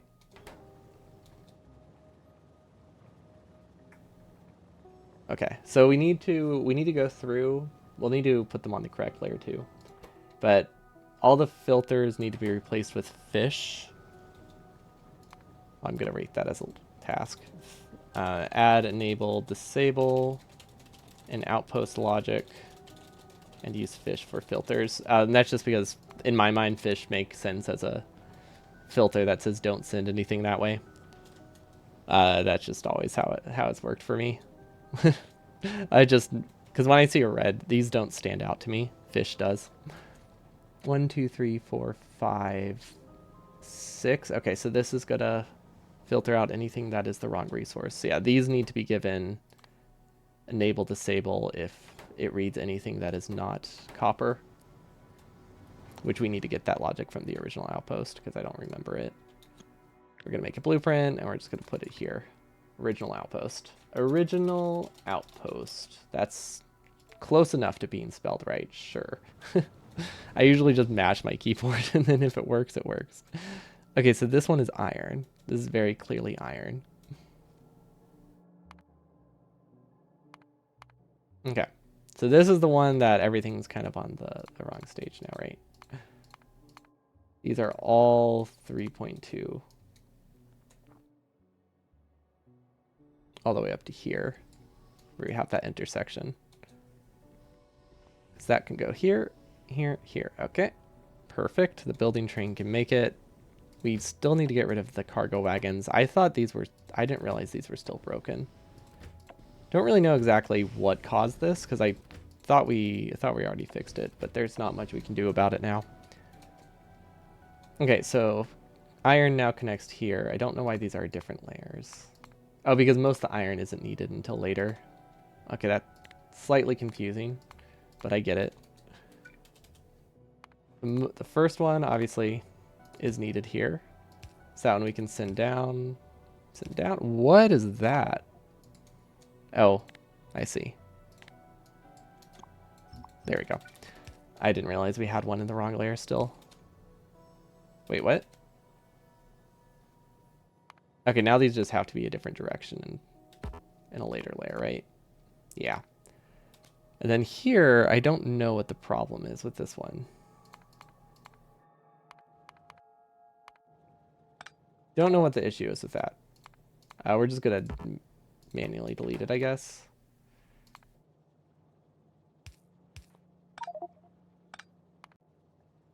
Okay, I know what the issue is. I don't think it's an issue we can fix. Maybe if we go to the final layer. Yeah, I know what happened. I didn't realize there was a regular belt here when I started placing the underground, and that breaks basically everything. So it's not something we can easily fix. And also this broke things too. Yeah. Okay, so that's why we don't build in separate layers when we have red belts going in opposite ways. So we're going to try this and see if it works. but it might cause problems, basically. Then all of these need to be deleted. All of these need to be deleted. Oh yeah, there's gonna be some mistakes in these connections, aren't there? Okay, so these are all iron. These are all iron. Okay, and now it goes back to normal. Okay, things get a lot nicer here. So if we shift this compressor, I think life gets easier for sure. Because now we can just send a straight line here. Okay, yeah, let's just remove the compressor, which is on here. Okay, so we're gonna move the compressor here. And then we're gonna use an underground to clear this because I know that's another underground. I don't know what all is gonna break, but I don't think it's gonna be too bad. And now we can get rid of it. And now we have all this space to work with for the iron. Okay, now we shouldn't have any problem. Now these are technically all in the wrong layer. And so are these. And probably this belt as well. Yep. Definitely all in the wrong layer. Don't know what this iron is. Oh. Fast transport belt. Okay. We'll just sideload that for now. It will actually have a compressor. I just don't know where it's going to be. I'm realizing now this is not how that should look, huh? This doesn't... Oh, this can't compress here. Oh, that's unfortunate. How do we fix that? That's the real question. So we need to shift this one tile to the left. Is that possible? Yes. Okay. So in our outpost, we need to shift all this here, so that way we can do a compressor here instead with red belt, or we split it here. But either way, we need another tile. Actually, we could do the compressor something like that. I don't know, but I'll make a note of that. It's a to-do list. Fuel compressor at outpost, one tile too high. Or not outpost, outpost train. Outpost train is one tile too high. There we go. Because I really want to just get the iron connected today. I don't want to get sidetracked on another adventure. Okay, so this can go up fairly easily. Okay, and then honestly, this can save a lot of iron by just kind of shifting this up for the cost of one more entity. Definitely worth it. And then this one, I don't think is going to be a cost-saving measure. I think this one is just going to be a little bit messy. There we go. And if we do this box shape, yellow belts can clear it a lot easier, so let's go with that. We might actually be able to belt weave here with coal. Or coal can just come from the bottom, but let's not worry too much about it. I am definitely going to struggle to get coal here, because this outpost might be too high. Because the thing is, we still need 4 belts of coal, and coal is going to come from, like, here.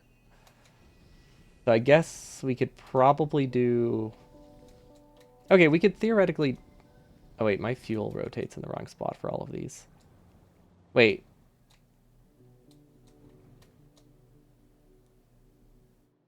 What? Oh, this one's placed... Right. I forgot. This one's placed one tile closer. I remember now. This is the one that we had to cut off our supplemental production just to fit it. So it's a little bit funky looking. So that's why I couldn't clear the corner. I was wondering how our like blueprint worked 3 times and not the last one. That did not make a ton of sense to me. Okay, so iron should be connected. Iron didn't need to be shifted up, right? No, we didn't need to do any reconnections with iron. We just needed to shift the whole thing up. Okay, did we finish connecting all the coal? Or all the copper? We had an entity conflict there. That's not good. Another one there as well. We're probably gonna have a lot of entity conflicts that we'll have to work out towards the end. Oh, okay, I remember. This is where we accidentally connected the iron belt earlier. So we're finally back to square one now that it's connected properly. So this is in fact a copper belt. This is also a copper belt, and then this is a copper belt. Okay, so we have 3 copper belts here. And we have belt weaving that we have to do. That's fine, because these are guaranteed red belts. Okay, so this one down at the bottom. This one has a new connection, so this one goes straight through. And then that gets split, so that actually goes up. This goes up, this goes up. Okay. So this is another copper belt connection. And then I guess we can do belt weaving. The compressors are in a very weird spots now that we have to have.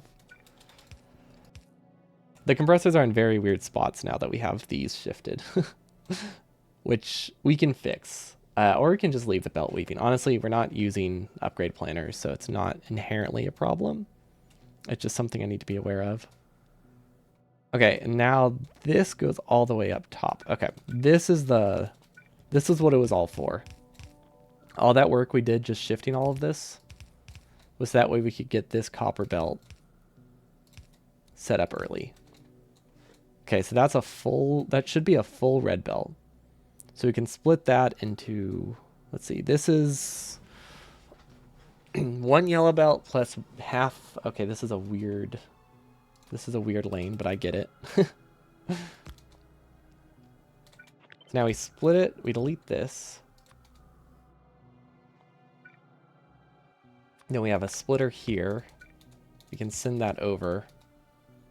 And then this one is a full belt that we can loop around, I guess. Just connect here. Okay, so that's a 1 full red belt plus half a red belt here. And then we're going to do this because I don't know exactly what side of the belt they're coming from. So this way we can make anything work. We'll send an output prio here. Okay. And then this other half belt could theoretically go here. No problem. And we could sideload that. Okay, and then this needs 1 extra yellow belt, and that is this one from the beginning. So that is going to connect all the way up here, which is a little bit messy, but we did save a lot of red belts by doing this connection, so I think it's worth it. So this one, we're just going to do a lazy connection right now to make it real obvious where this is coming from. This goes all the way up here. Now, if we do this with a regular belt, it's obviously like 5,000 entities, but if we do it with undergrounds, it's probably going to be like maybe 100 yellow belt. Totally fine. Way easier than entire other train. So that gets us all the copper we need from 1, 2, 3 fairly decent. Well, okay, 2 large patches of copper, 1 okay patch of copper from the right side. And then we need two decent patches of iron. Now coal is going to be connected entirely by belt, I imagine. We might be able to fit like a coal train. The thing is, the coal train would need to go here, and then we'd have to shift iron up, and we don't actually have the space for that. We could do a smaller train for coal. If we only need, because like that's the thing, this is designed for a lot. This is designed for a very high throughput build. So and the coal wouldn't require any solid fuel being shipped to it either. So we could theoretically do a whole redesign for a coal train that's way smaller and gets way more, that only gets 4 belts of resources, and then we could like fit it here. Although we need it a little bit earlier in the stages, right? Yeah, so we would have to we would have like a weird gap, but we could make it work. Although we should probably make sure we have the space for the 2 iron trains up top before we get too messy with it. But yeah, this copper belt will definitely going to be able to fit. Let's see, it is stage 4.1.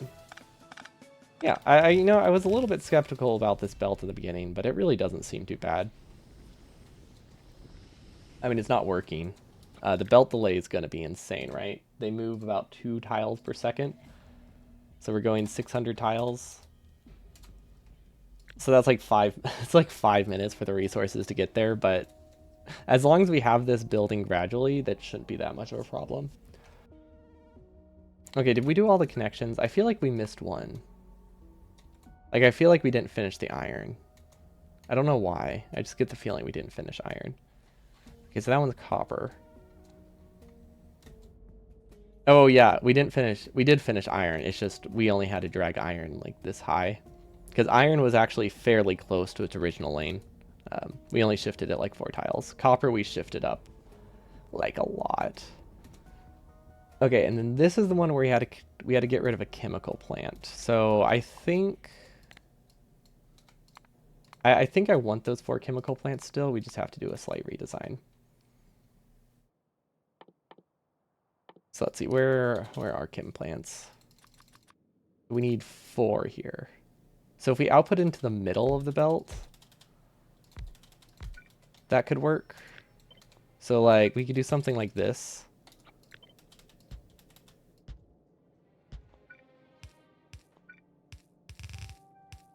There we go. That lets us get all the fuel we want, and then these can rotate up. Then these, I believe, are solid fuel. They might not be, but I think they're solid fuel. Okay, it doesn't look like we can get the connection I want. We're gonna have to use... we're gonna have to do something weird for this. Yeah, this is gonna be... Oh!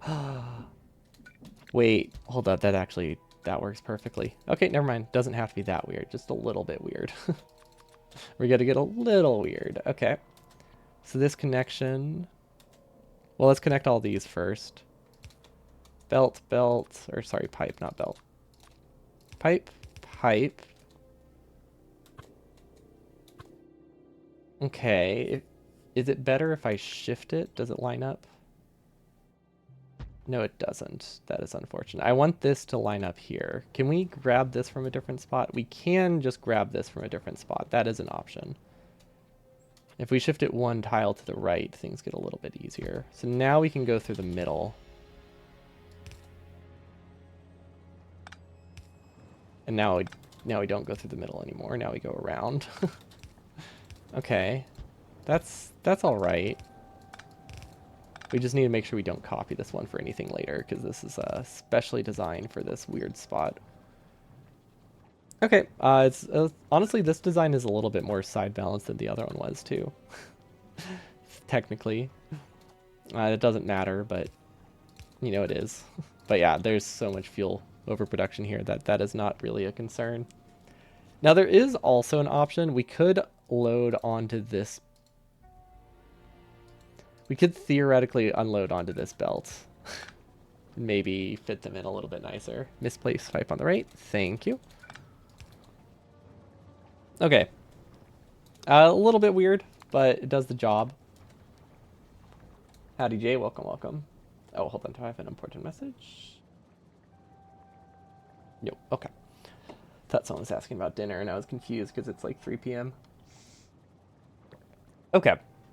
Yeah, a little bit odd. Not as clean as this design, but it's what we do when we're trying to save literally a single tile, by the way. The other option was to go with the original design, which was to just shift it over here, which also works. Probably would have been better. Actually, yeah, we probably should have just done the OG, which was to have these right here. Just going on to... Oh, yeah, let's do that. Like, this is fun, but I think it's a really bad design. In terms of everything. Cost, entity cost, underground cost. Actually, I guess entity cost isn't that bad, right? It only adds like 10 pipe. Yeah, fun is good. True, fun is good. And like, it's either this or like 30 underground belts. So I mean, 10 pipe isn't that much more expensive than 30 undergrounds. You disagree? You don't think fun is good? Or you don't think the design is fun? Because both are fair.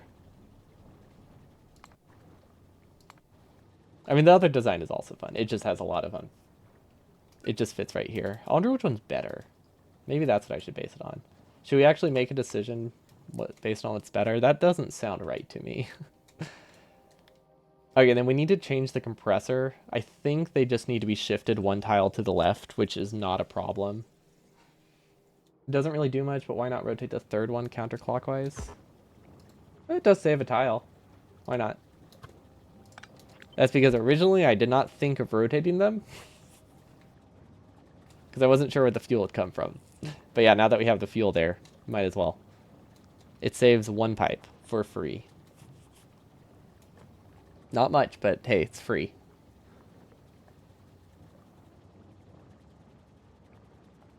If only we could pass fluid through these. That would be cool. I mean, I don't think it's that useful, but some situations it would be nice. Can't wait until I realize the trains are completely set up wrong and we have to delete everything and then we realign every single resource again. Won't that be great? Oh wait, there's a chance that could happen. You don't. Oh, you disagree that it's fun. Gotcha. You don't have fun playing this game. Yeah, it's all suffering and pain, especially when you do stuff like this. It's all about making a perfect factory and forcing yourself to stay awake until 3 a.m. Not having fun. It's a job. It's a second job.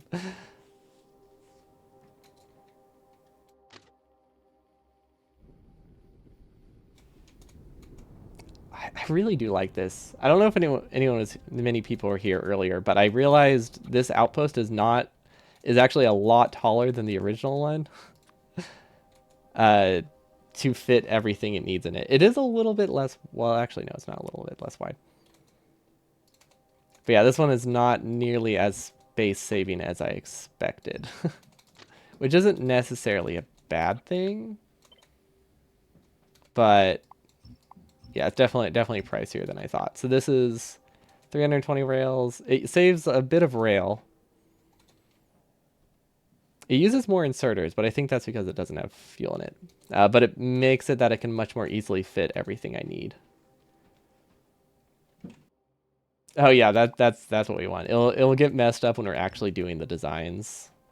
I am worried about that with the logic that we have, since sometimes I'm not careful about setting logic on the stage that I place the inserter. So that's gonna cause a lot of issues, I think.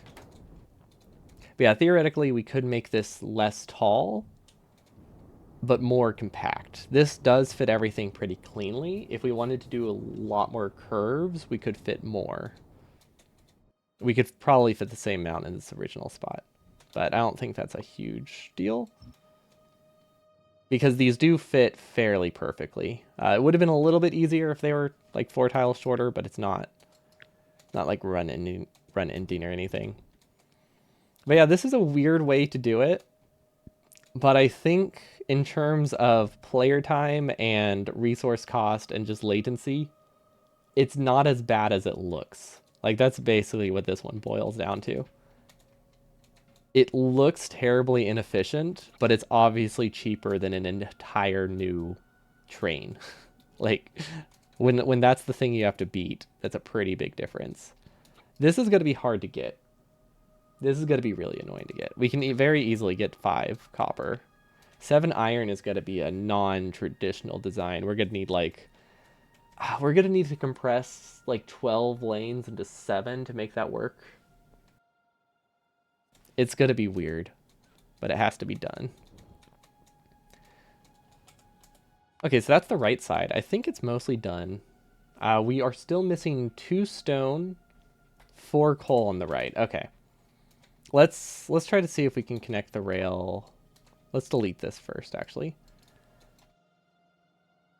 Let's delete these. Let's see if we can get the other station to line up with these so we don't have to do a redesign, because that sure would be nice. And then let's get rid of this. We're going to get rid of this straight section because we don't need it anymore. That is only for the original building train. But these ones don't need the straight lines. Okay. So this one would line up perfectly here. Okay. This is the fuel lane. It goes the wrong way. Perfect. We have not redone the fuel lane. I kind of forgot about that. And then this one, yeah, this one we have to shift. But honestly, this one does not require any effort to shift up at all. So it's fine. Yeah, literally, basically like a zero degrees of effort. We did put them on the wrong stage. Actually, wait, did they? Actually, I don't think we did. No, these are on the final stage. We'll probably stage them to make it 2 stages, but won't be that difficult. Okay, I don't know why I have a compressor here, but clearly I wanted one, so let's do that. Okay. Yeah, I definitely wouldn't have the compressor if I didn't think I need it. I think it has to do with making sure I get iron towards specific belts first, which is really obvious that it does not provide any insight. That's what compressors do. It makes it that steel is not prioritized specifically. Hopefully that's more useful information. Because steel is something we only really need early, and we don't need as much of it, but I wasn't sure how much less of it we needed, so I just pasted a whole lane. But we probably only need about half of this. It's one of those things where we need it in bursts, and sometimes we need more than a belt, and I wasn't sure how much our buffer would be with the internal. So like, I stress tested it building this, but that obviously doesn't account for stuff stopping later on down the line. Stress test is assuming every machine runs full speed forever, which is obviously not happening. But there we go. Okay, and then that marked the 3 copper lanes that we needed on the right, which we already have hooked up. Okay, so this gives us this section in the middle for us to add more fuel if we need it, although realistically, this provides 10 yellow belts of fuel to start all of my lanes. If we have the fuel compressor set up properly, that's all we need. If we don't want to have an insanely wide fuel compressor, we can just make more refineries up here. But that's probably more entities than a fuel compressor would have. Because the thing is, we need a lot of fuel, but only initially. Steady state, we only need like about 25% of what we're at. Probably like 25% of what we have. It's hard to say, but if we have a compressor, we need less fuel because we can take fuel from the previous lanes. If we don't have a good compressor system, this fuel is never going to make it up here. But if we have like a 4-wide compressor, this fuel probably makes it up here. Basically one of those things. 106 days left. Is that time to expansion? Yeah, we should definitely... I mean, I expect us to be done with the base by the end of the month for sure. Unless something's terribly wrong with it. So I don't think beating the expansion will be an issue, fortunately. But yeah, this is also where we could do a coal connection here, right? Yeah, we could technically fit a coal train here if I really wanted. It's not a bad idea. A coal train is so incredibly easy to set up too, right? So we need less of it, so we could probably make do with 3. There is a mixed mining alarm. And I'm pretty sure... Oh yeah, so we haven't done that because this was just me getting a vague idea of where things are, but yes, we will have entity savings here. Let's do that now. I wasn't sure if we would be moving the train, so I didn't want to set that up yet. But it looks like we're pretty happy with where... I'm pretty happy with where the train is now, so yeah, let's do some quick entity savings. But yeah, we do have a mixed mining alarm. It's not fully set up, but the framework is there, so it's good.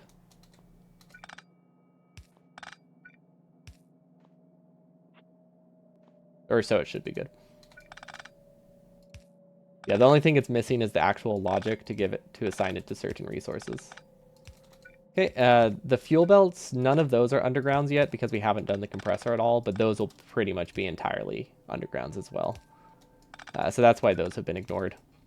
Because the thing is, it's really easy to shift a transport belt left and right. It's not so easy to shift an underground left and right without breaking it, because you can, accidentally line something up like that, and now everything's broken. So just, that's why these are still straight. in most spots, unless I needed to pass something through it briefly. I tried to keep the fuel belts fairly much not entity saved. Yeah, sneaky secret train, exactly. That's what would go here. But yeah, at this point in the run, red belts, I wouldn't say they're cheap, but they're not expensive. And this is the last time we need underground in our main base, so we might as well spend everything we have. Some of those are rotated the wrong way.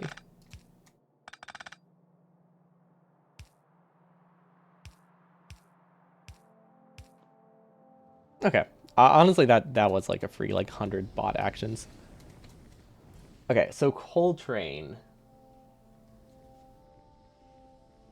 We can fit an unlimited amount of inserters, and by unlimited, I mean 12 per train. And we need 4 yellow belts. 4 yellow belts total. Can 4 yellow belts be 4 wagons? I don't think it can. Actually, maybe. It might be. Hold up. That would be 12 inserters, right? So we can do 12 times 1.6. Technically, it can. Yeah, exactly. 12, 12 is really close to infinity. Just ask any mathematician. They're like basically the same number. I mean, hey, it's as close to infinity as it is 0, right? Is that a math thing? I feel like no. I don't think that has to do with closeness. It's like the amount of numbers between them though are the same. That's a thing, right? Like the amount of numbers between 0 and 1 is as much as between 1 and infinity. I feel like that's real. You only ever need 11 and 12 is infinity. True. we don't actually need them. Might as well be infinite if we only need 10. Because I think we can make do with 10. Yeah, coal train would be super easy to set up. And it only... This is pretty close. You remember the sum of all numbers is negative 1/12? So you guys, 12 is close to infinity? That is... I don't know where this number comes from, but... I'll believe it. I'm sure it does. I'm sure it's accurate. I have no idea what that means, but I'm sure it's accurate. Okay, so we went to all this effort to change this, and now I'm thinking we shift this up a few tiles, and that's kind of sad. But, you know, it's okay. It's okay. We'll survive. Because the coal train makes a lot more sense right there, doesn't it? Yeah. Okay, so coal train should actually go in the middle.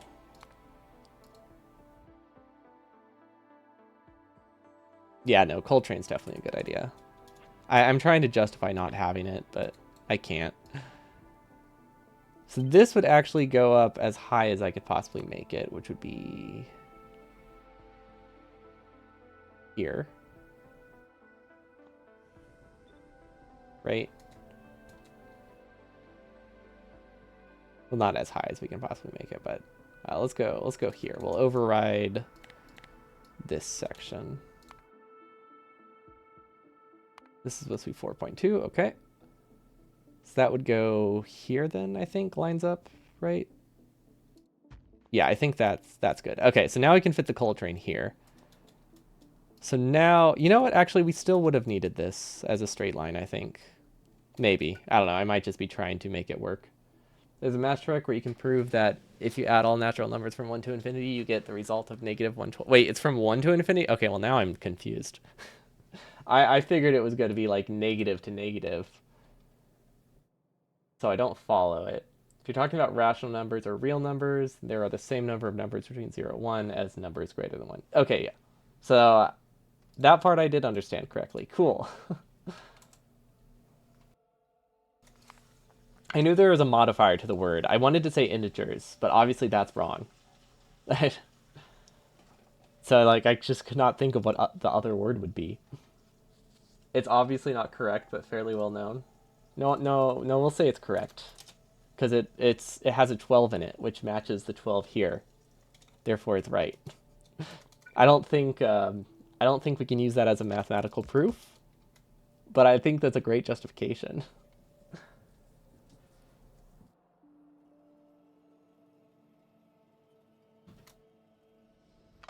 I want it to fit my current situation better. The basis for all denial math is really what it boils down to at that point. But yeah, a coal lane could be on this stage. Okay, so if this is when we're doing the coal train, can I repurpose this at all, or does it even matter? Probably not, because this is a shorter train. Oh wait, do we need to get fuel out there? Yes, but only once. Actually, no, I don't. I could put it in the building train, right?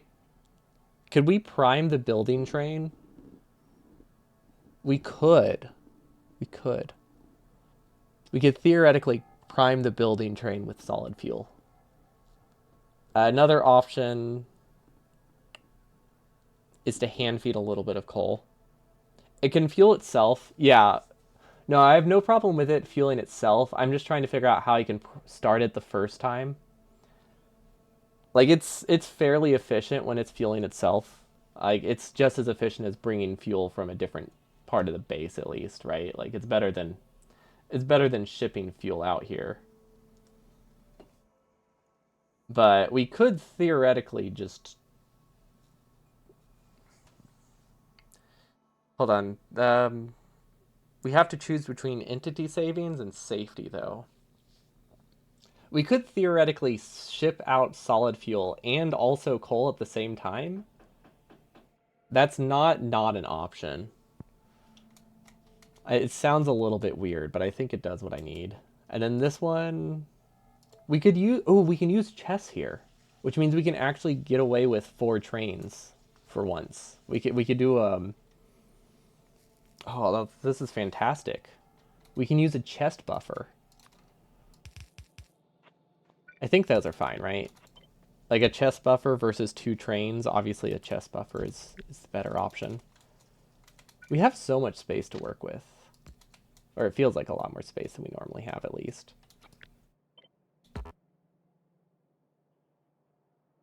I will need to flip this, but I'm just trying to see how far out we can go to line up with the Roboport system we have. Okay, so that should work.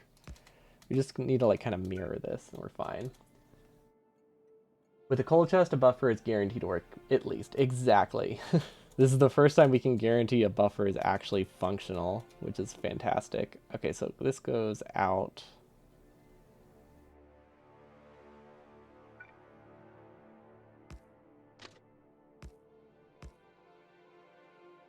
We can have a waiting area here for 1 train. We also need way less space than we normally need. That's the thing that's confusing me. I'm not used to only needing a short train. Because all the other trains are 2-7. So it's very bizarre that this one isn't. Let's just get the basic outpost set up first. Make sure we can get something we're happy with. Now, technically, we can save belts by unloading the train facing the other way, but I don't know if that really matters, especially since we don't need red belt. That makes it less important, for sure. Because we can't really unload here. We would have to unload somewhere in the middle. For initial fuel, could we siphon a little off the compressor and have coal be higher priority? Not sure exactly what you mean. You mean like...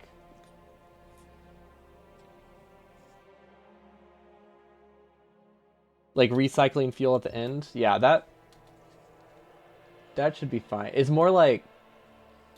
how do we prime the outpost? That's what I'm rendering.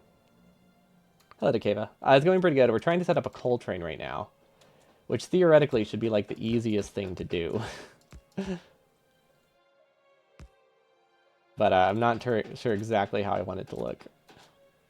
Okay, so that's 1, 2, 3, 4, 5. So this is not grabbing from a corner. Okay, so this is how far we can have this over. Yeah, I realized we needed four belts of coal on this side, which means we actually need to train for once. Everything is easy in theory. I don't think that's how that works. But you sure? Yeah, everything is easy once you've done it. We can do that. That logic. I think that makes sense. Oh wait. Do I need this mini? I think I do. Yeah, okay, so side balancing this is going to be awful. I'll probably actually have this go into yellow belts, so then it's fine. Or red belts, so it's fine. Yeah, that works. Yeah, I'm fine with that, actually. This is the easiest way to set it up, which is easy in theory, right? This one could actually go a different direction, but we don't really need to worry about it.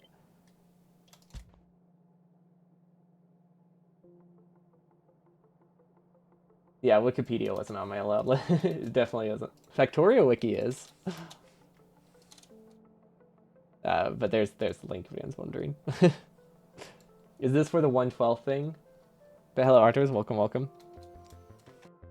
We're making a second mini station right now, but this one's just for coal, so it should be a lot easier to set up because it's actually like a standard length and it can use buffer chests.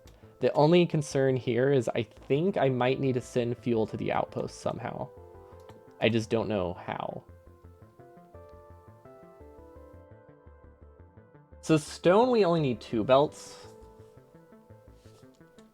So stone's going to come from the other side. Over here, I don't know how we're going to set it up, but it's not going to be a train. Because the distribution we need is 5 belts on the left, 2 belts on the right. So a stone train on the right is not needed.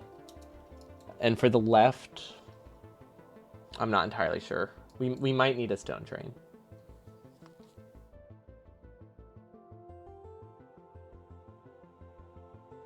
I think that's just going to be based on like resource distribution though. Now this won't have any locally produced fuel, but that's okay. Now we can shift this down and I think it'll fit just fine. Red inserters, yeah. Red inserters are definitely off limits. We have to make fake red inserters by doing this usually. This makes them function effectively as long inserters. Okay, so this belt connects there, and then the other one is a little bit higher, right? Oh my gosh, that's really high. Okay, so this is going to have an annoying connection, but it's not a big deal. Okay, these will both go into one red splitter. And then this will also have an alarm on it. And then this is self-balancing, so that's nice. Look at this, we made a 2 to 2 balancer, guys. We're so good at Factorio. I'm glad I can make a simple balancer like that. Okay, and then I guess we'll just copy all this, even though it's not fully set up. Okay, so this needs to go down here. That's an easy connection. This is where the 2 belts go, right? Yeah. We'll do that later. And then I don't technically need this straight line. I could make it, if I move this, things might get easier. Want to know how to make a perfect 2-lane balance? I think I made that as a thumbnail.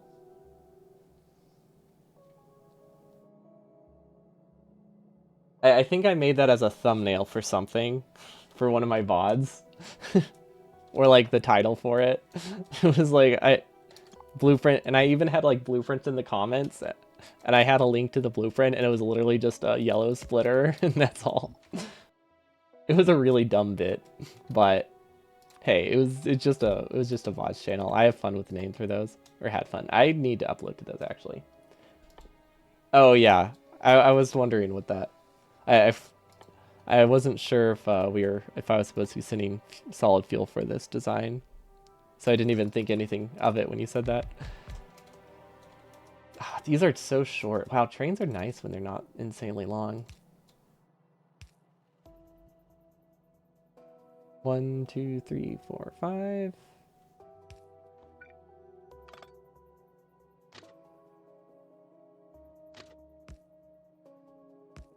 Wow, this is so much more compact. Like I knew my stations are insanely large compared to like a normal one, but like I didn't realize they were this much larger. Yeah, that's true. Compared to other people, it's not that much larger. Like there are larger train outposts. I'm just thinking like compared to like a standard 4x1 that the other base is able to use.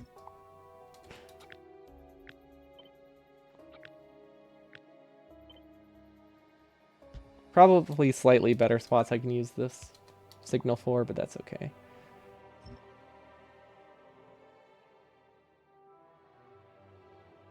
This goes around.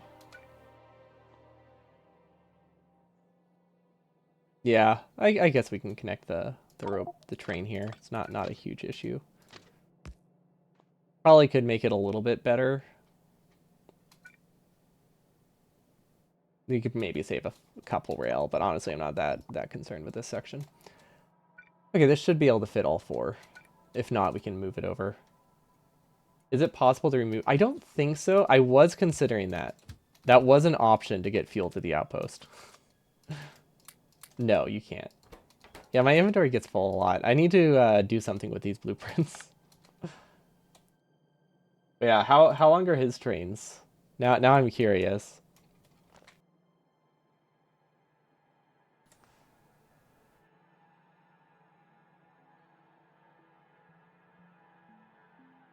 You could have coal loading station on the other side of the loop and disable the loading inserters after the first load or two to send fuel to the outpost.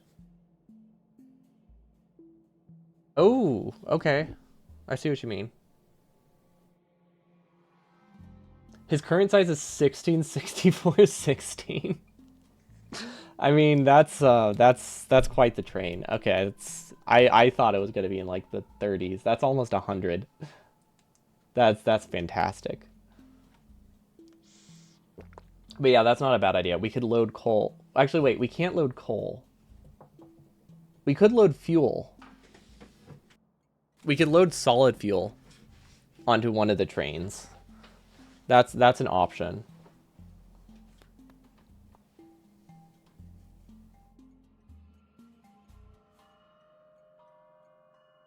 So like if we load solid fuel here, it will naturally stop loading solid fuel once it gets its first output.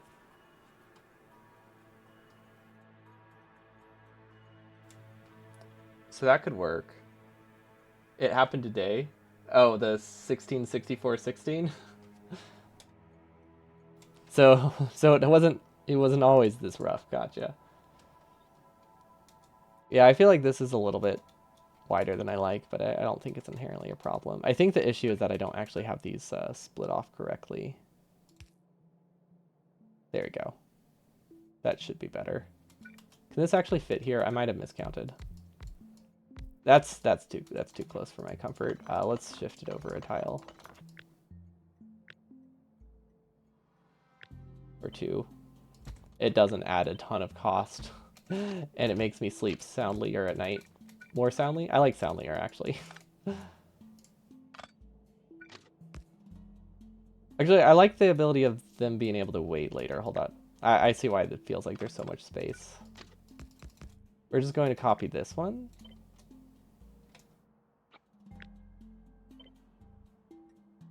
We're going to make it as far out as it is in the others. Because I really like this. I like the waiting spot. Although we have a train, so I guess it's not. We have a train. Obviously, we have a train.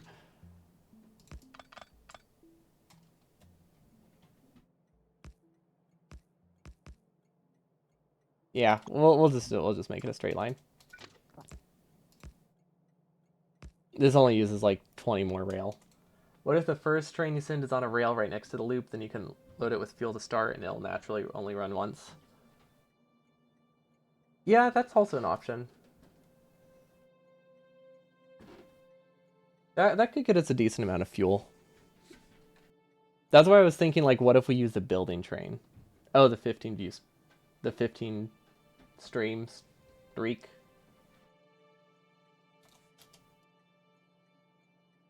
I mean, that one definitely happened today.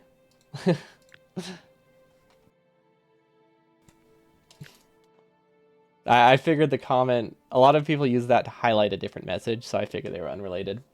But yeah, we could definitely like have a rail next to it or a building train. We could send the fuel before the building train. That doesn't make sense. But yeah, that's why I was toying with the idea of what if we just have the fuel on the building train. I just realized for our coal outpost, we're actually going to have it. We're going to make it be able to take a building train that's 8 long. I think, just so it lines up with the other ones. The other outpost, it's going to be a weird outpost.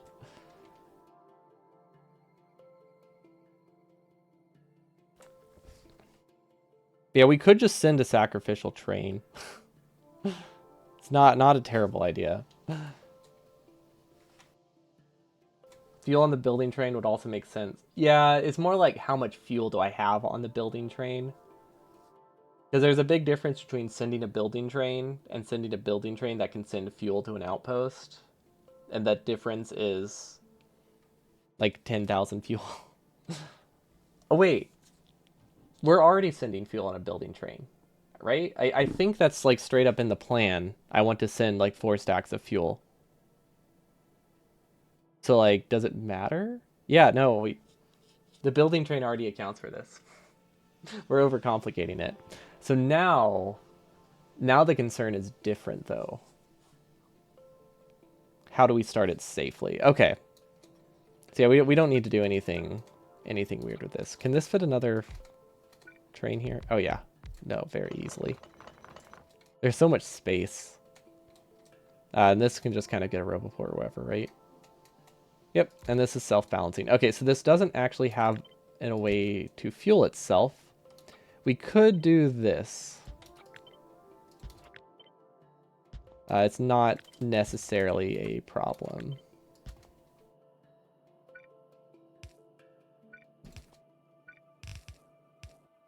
Okay. Yeah, I think we can make this work, right? Yeah, we can make that work. Feels like too much solid fuel send. Okay, so the idea is that we send the building train, it would go onto a separate network than the coal. I'll do an example of the outpost. U-vote coal trains get fueled by coal priority. See, I'm not sure what that means. Because you mentioned that earlier. I didn't quite follow what the idea was. Because we still have to get fuel to the outpost. Like, a lot of fuel. We could just hand feed it. That's also an option.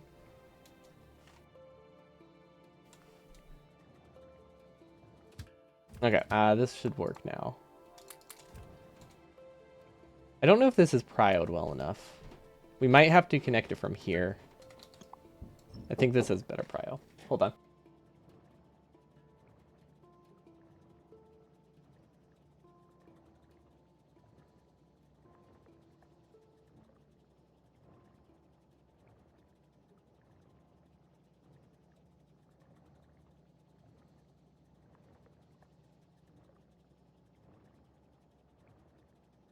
Hello. Okay, but yeah, I'm not sure what the coal priority thing means. Turn the chem plant assembler by 180 degrees. Well, that's what I wanted to do, but there wasn't enough space to make that work. Unless we shifted it over. Hand feeding, well, so hand feeding would just be like the first 200. So, because remember, when we go to the outpost, we're going to have to place a Roboport anyway. So, like, it's not that big of a deal to put a chest of fuel.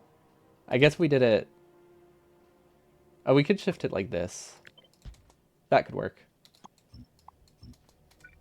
There we go. I just wasn't seeing the bigger picture of shifting only the top part. That just adds time if you need to walk over. We need to walk over regardless.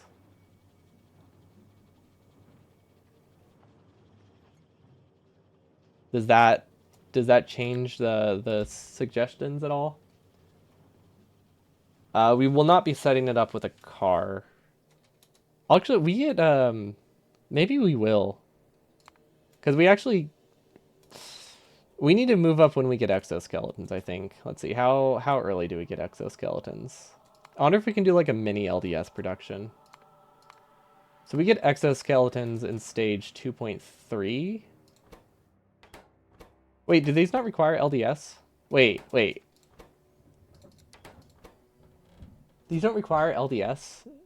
Do they require LDS in anything? Like, is that a requirement in a mod pack? Why why do I think that? Does anything require LDS? These do. Okay, these do. Okay, but we'll have 3 exoskeletons at this point. So we might use a car, but we don't necessarily need one.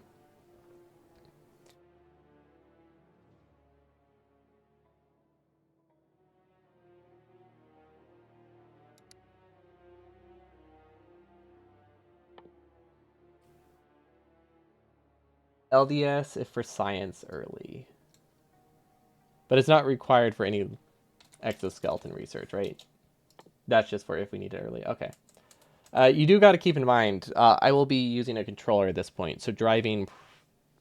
Actually, driving with a controller isn't that bad. Driving with a controller is pretty easy. Well, actually easier than a keyboard. That's the one thing that is easier. Let's go brainstorm the outpost design real quick. That'll give us some ideas of how we want to send fuel there. Because we have a couple options because it's a fuel lane. We have more options. However, some of them are riskier than others.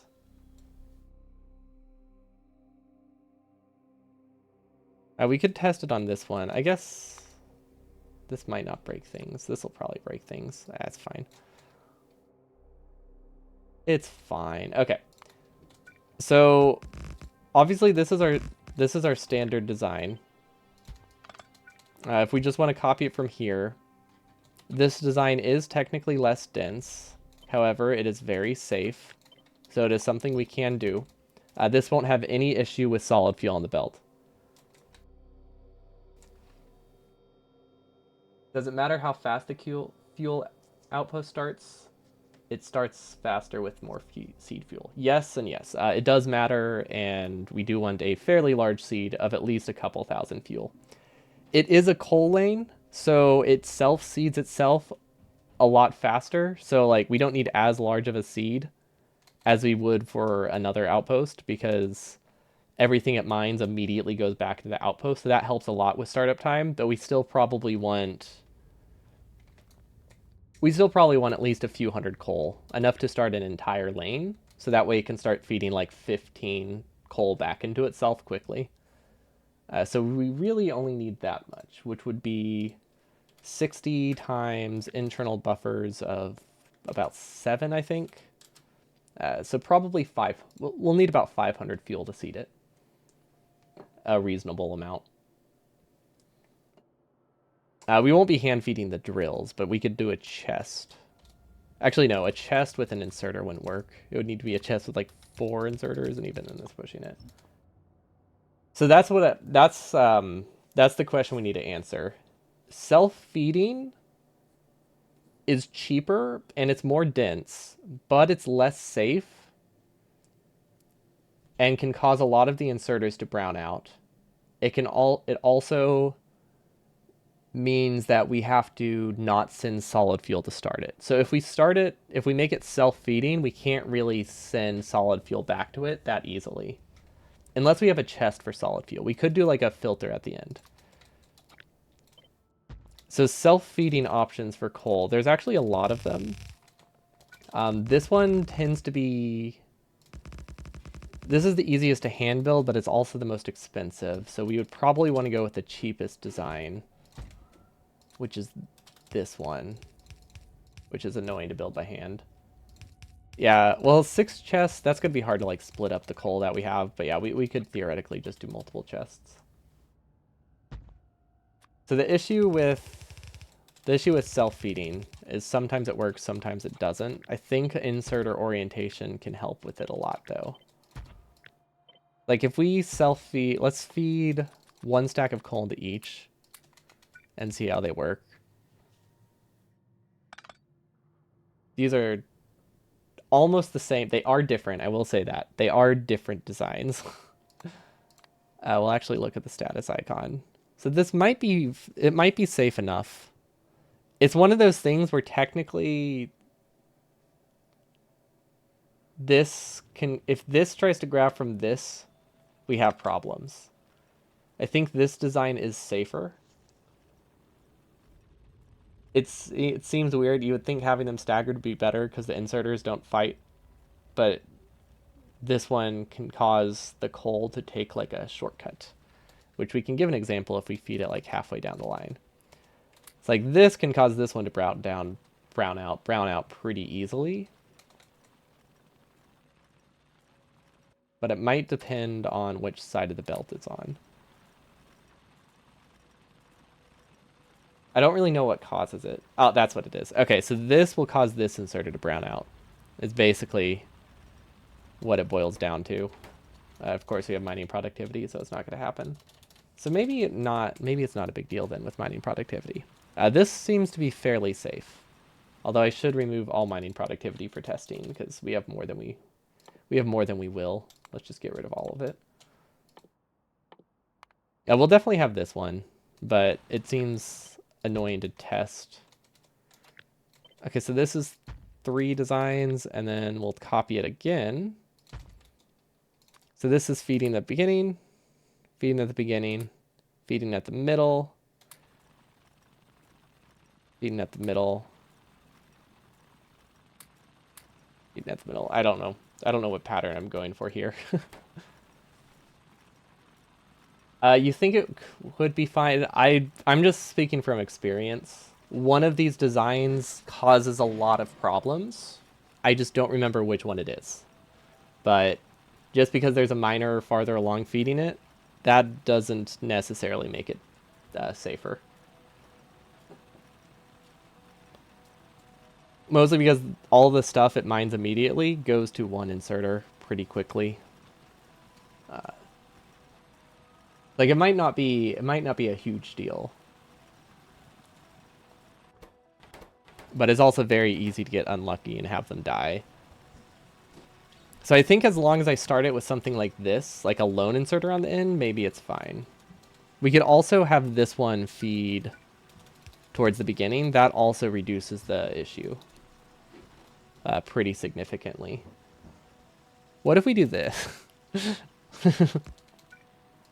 What if we feed directly into it? Wait, can you do that? I've never actually tried. I don't know if you can. I mean, I imagine you can. I've never tried to feed coal directly into a burner inserter. This is not a design we're going with. Oh, that's a great design. Okay. Oh, yep. See, this one died. So it looks like straight across, though, is fairly safe. So really the only thing we need to avoid is diagonal from each other, and we should be good. We can live with that.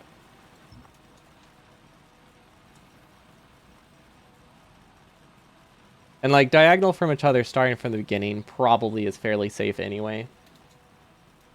Startup time for self-feeding is really long. I mean, it's no longer than sending fuel via an outpost. So like it's pretty long, but you got to keep in mind that startup time for all of our outposts is already like 10 to 15 minutes. So it's not that much longer than that. If anything, if anything, it's shorter. Because you got to remember, this will be starting like 6 of these at a time, which helps a lot. But the more we can seed it, the better the better we'll be too. Well, that depends though. It depends how we set up the fueling. If we send it a set amount of solid fuel, I think we could recycle the solid fuel at the end. What if we recycle? I'm trying to think of how we could make it solid fuel resistant. So this is the one that we like the most. Directly taking from it.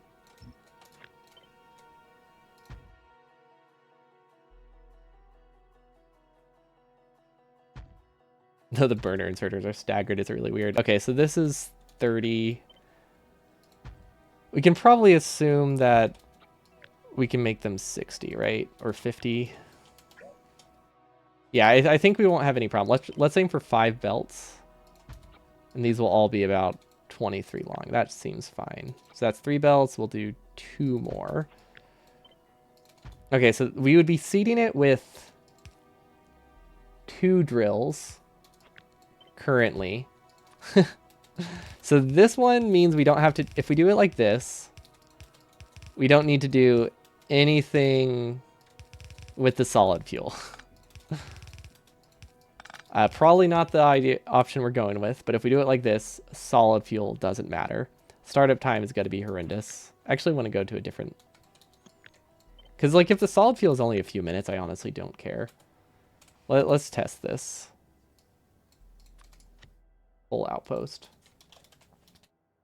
I actually think I would prefer shorter. If we're doing 5, they're definitely gonna be shorter. It actually, no, it does burn about 15% of the fuel.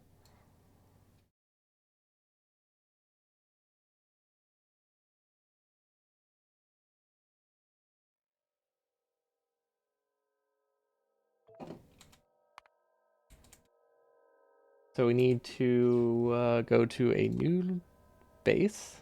We did save it. We have it in blueprint, but good. But yeah, let's get an actual startup time. It's hard to test stuff in this edited version because it is very. Let's see. Do we have like an outpost design? Train testing. There we go. It's hard to test stuff in that save because the stage blueprint planning already like has your UPS, and then just having so many stages in general does even more. Definitely not great for testing purposes. This one has more stuff on it than I would like, but that's fine. Not the end of the world either. We can probably speed something up like 10 times at least. Probably should have just chosen made an empty world, but oh well, not a big deal. Okay, but we only need, if we do 5, we're losing 10%. With mining productivity, we're not fully losing 10% though. With mining productivity, we're losing less than that.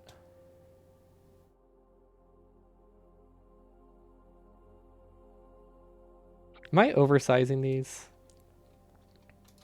I feel like, okay. I feel like this is not as space efficient as I think it is. This is 7 tiles high, right? This is 7 high. This design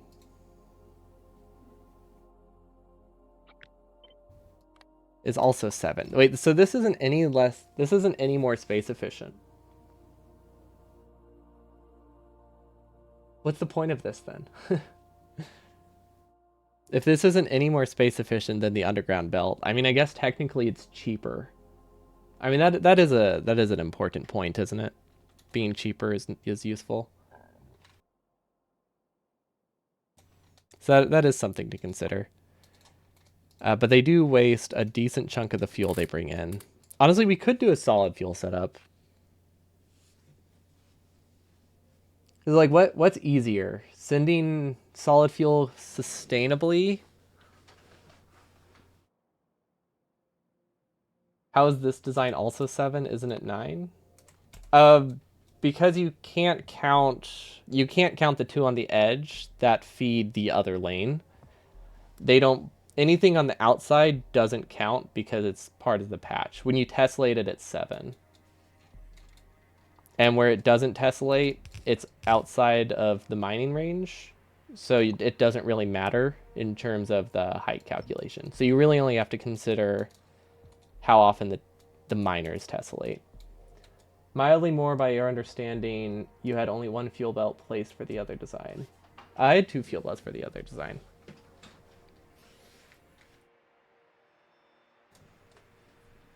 I mean, I only showed one when I was testing the height, I only had the 1, but that was Decave's question too. That belt is shared, so I didn't need to place both of them.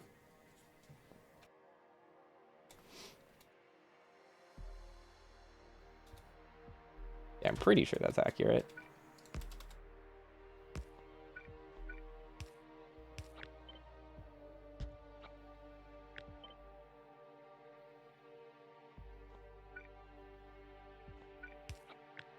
Yeah, so it would look like this. Which also has, yeah, exact same profile. The belt isn't shared though. It's shared in the space. It's not, the belt isn't shared, but the space is. So this is 7 high. This is also 7 high. Within like roughly the same space. Actually, this one's slightly better. The other design works better. Like over a long range is more dense. That I did not expect. But you don't have space for one fuel inserter? They're undergrounds. It looks like this.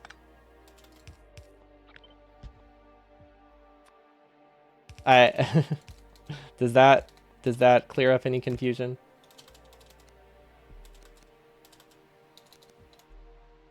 So this is technically more dense where it matters. This saves belt. So it's really a question of, do I care about... Let's see, what would this be? Well, it'd be an equivalent length. So 48 belt. Or 90. Okay, so it's basically a 1-to-1 trade of regular belt to underground belt. So that's effectively the difference between the two. Plus the things on the ends. So we'll say this uses an extra... Actually, no, it doesn't waste anything on the end.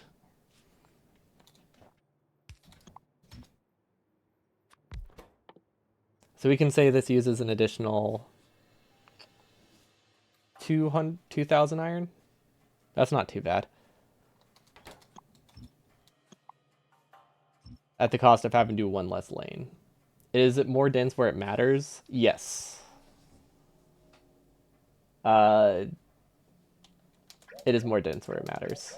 Because what we care about is how tight the miners are in the middle. Left and right don't matter much. But you gotta consider, like, we want to use like a rectangle in the middle, right? So the more miners we have closer to the middle vertically is better. So like this would probably rotate this way. And this would make it line up here, whereas the other one would probably be extending and might not place it. It's probably not going to make a difference because we only need 4 belts, but it could. It could make a difference, but it probably isn't that significant. Because it's really the top edges are usually the problematic ones. These ones up here and these ones down here. But that's for a 6-long lane. Oh, wait, that's another important point, actually. If we do this design, we can do one less lane entirely. So we would do a 1-5 train. We would send fuel to the outpost. We wouldn't have any self-feeding at all. But we save 60 burner drills that are constantly running. That might be worth it. And we don't have to worry about recycling any of the fuel still. So we do use a little bit of fuel filling up the inserters, but we don't use filling up the train, but we don't use a ton. Actually, how much do we use? Probably, we use about 2% of the fuel loading the train. I think they could both work. I really was hoping the self-feeding would be more dense. It's fun, I guess. But it's worse in every other way. It's worse in every other way. I do like not having the logistics of having to send stuff back, though. One thing I am concerned with, though, is that 2% does actually matter. If we're using exactly one belt, we need to be able to offload more fuel than that. So that matters even without self-feeding. So do I do a 1-5 train? That could work. Because we're just trying to figure out something that can fill in the gaps. There's a strong possibility that the buffers make up for it. Or like prod mods, because we are technically prod modding all of the plastic assemblers. That might be fine, because that's the only place we use coal. I mean, how much would this matter? Okay, so it happens, we're burning 1% per inserter in the chain. So we're actually burning like 5% of the fuel if we use coal. Do prod mods make up for that? That is the real question. What is 5% of 60? 0.05 times 60. Three coal per second is being wasted on this. Not too bad. I guess we're doing a 1-5 train if we're not self-feeding. Because like getting the outpost I'm not too concerned with. I don't know. Maybe we do self-feeding just because it looks cooler. Specifically for coal. I know that's not a great reason, but it is a reason we can technically use. And then these can probably be 20 long. Or 21 long. Don't know exactly how. Probably this, actually. That seems fine. So 20 long, this is a whole lane, this is a whole lane. This is a whole lane, this is a whole lane, this is the 5th lane. That is pretty much just providing enough coal to feed the lane itself. Okay. Now, if we're seeding it with solid fuel, I think I don't hate this idea.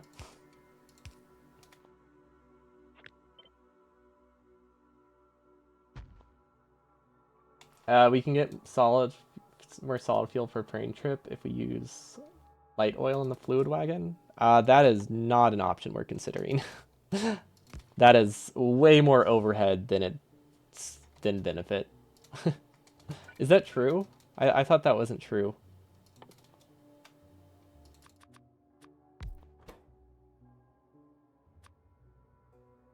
Oh, I guess it is an increase of 25%.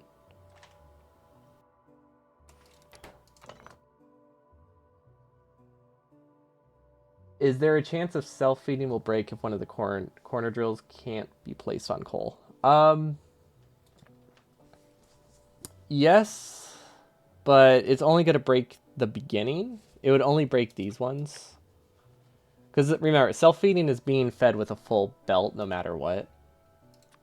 So one of them won't break it. Because this is... Let's just set it up real quick so we know what we're rolling with. That should simplify things.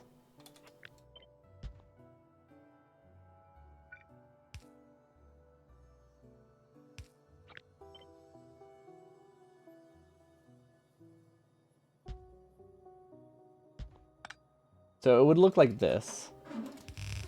So this would be solid fuel to start it, but then we'll also be sending stuff back at the end after the compressor.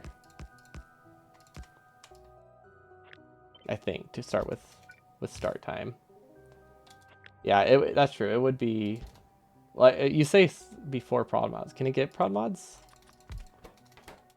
I don't think it can it? Not with solid fuel. Oh, it can. Okay. But yeah, it's not a fuel density problem at all, so it doesn't really matter. It's an overhead of having to send chemical plants to an outpost and having to send 60 of them to start it in any reasonable time. It's like, it's a fun idea, but I'm not putting 60 chemical plants in an outpost that runs once. That's really the main issue with it.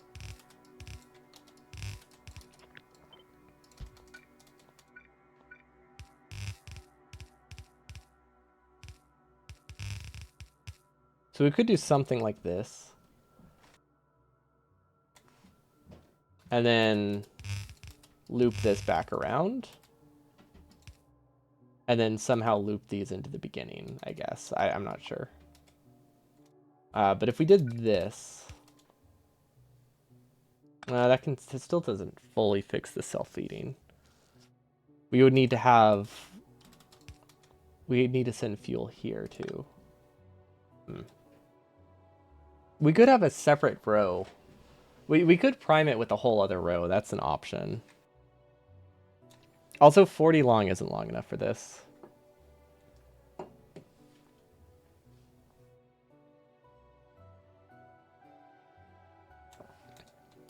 because we're not accounting for the losses as it goes. So this actually needs to be like 50.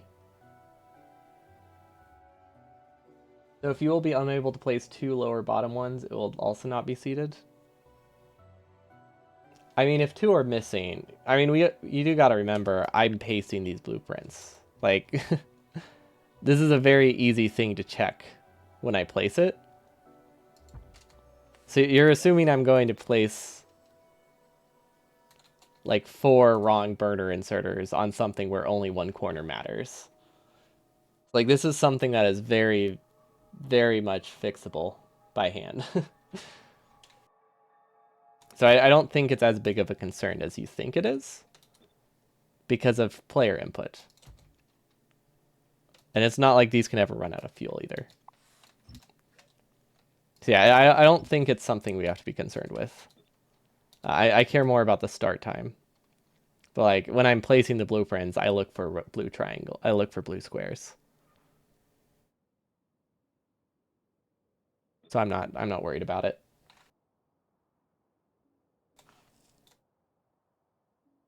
Yeah, the biggest issue is just start time with this design anyway. We would need to find a way to loop these. I mean, how fast did this really start? Okay, this is a silly option. We could do this. So that way we could start one lane really fast. So that's theoretically an option.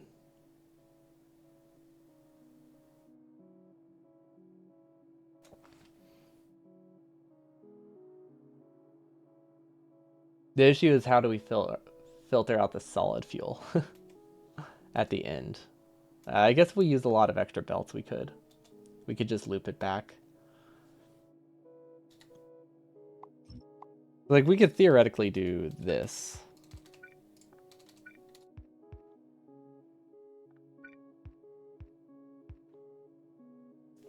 And then we have an input prio.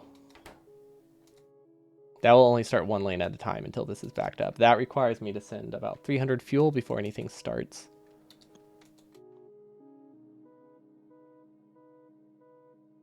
And then that can cause... The issue with this is it can cause backups. I think it will just cause like a loop that causes a lot of drills to not run. Unless we have unless it's unprioed. But unprioing the feedback loop seems weird. I don't know. I don't think the savings are worth it. I think we use the normal design and we just use a compressor to send fuel back to the original chain. Because then we don't have to care about if it's solid fuel or regular fuel. Then we don't have any issues with inserters running terribly. I think the start time's actually going to be higher. That's the disadvantage, but it's not that much higher. Do we actually have a design? I don't think we have a design with it. Let's see, outpost direct. Oh, I forgot about outpost direct. You know, we could almost consider the direct fed outpost that we designed once. That one was really funny. Wasn't good, but it was funny. Okay, yeah, this is probably our best option. Okay, so we're making the assumption that we can get 25 in a row. That's fine, even with losses.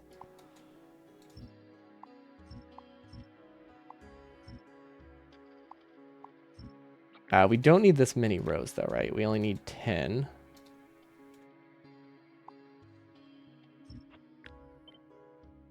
So that would look like this. Okay, I think that's correct. So this is the outpost we're using. Then this one's a lot safer anyway, so at least we don't have to worry about anything. Okay, so this one's 25 long. We're assuming we're not going to get all of that, right? Yeah. Okay, that's totally fine. So this makes... Oh, this is 250. Actually, is that too much? This is more than enough, right? This is more than enough without mining productivity. So we're going to assume we have 1.3 at least once this starts. That's 5 belts. So we can make this a little bit shorter. But I'd say we keep it this length just to make things a little bit nicer. Okay, so now we have a very easy way we can seed this.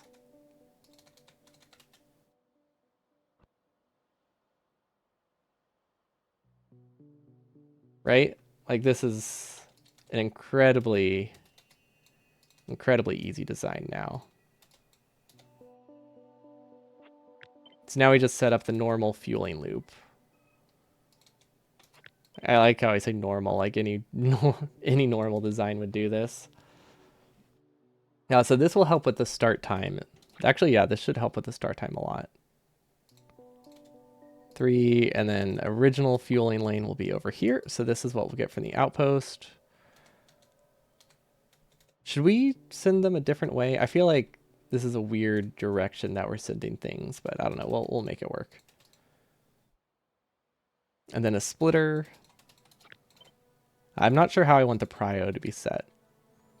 So this gives me 1, 2, 3, 4, 5 with the feedback loops.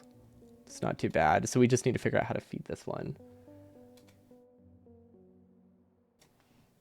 You could start it up faster by removing a column of miners in the middle and use the space to split coal from the outpost belts to the fuel belts. A column of miners? What do you consider a column in this situation?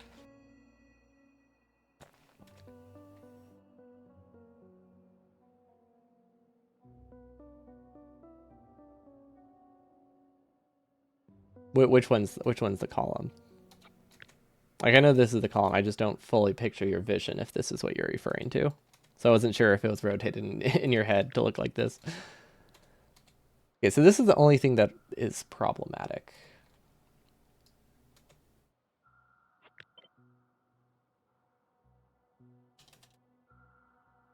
But like the start time here is pretty fast, I think.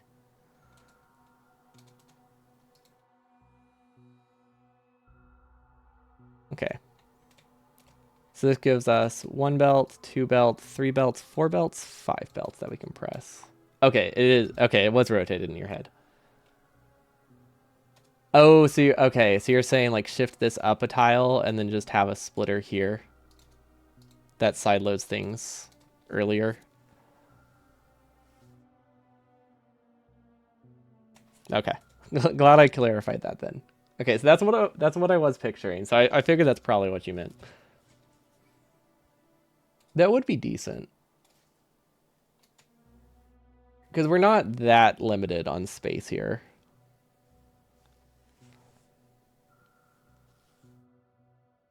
Actually, wait, no, that doesn't really... That only helps if fuel comes from this side. Yeah, I'm pretty sure that only helps if fuel comes from the opposite side we're mining towards. Also, this is 50 drills. This is way too many, right? Oh, yeah, this is too many. We can make this a lot shorter. Right, it needed to be extra long if it was self-feeding in the middle, whereas this self-feeds at the end. So this consumes 20% of what it mines, I think, which I think means we have enough. And then we need a compressor, and then we need to send anything extra onto the train, I guess. So I don't know where the train would be, but basically we need to loop something. We need to loop something back to here. Honestly, it might be easier to just do this. That's gonna get a slight imbalance, which is annoying. This will get less of an imbalance.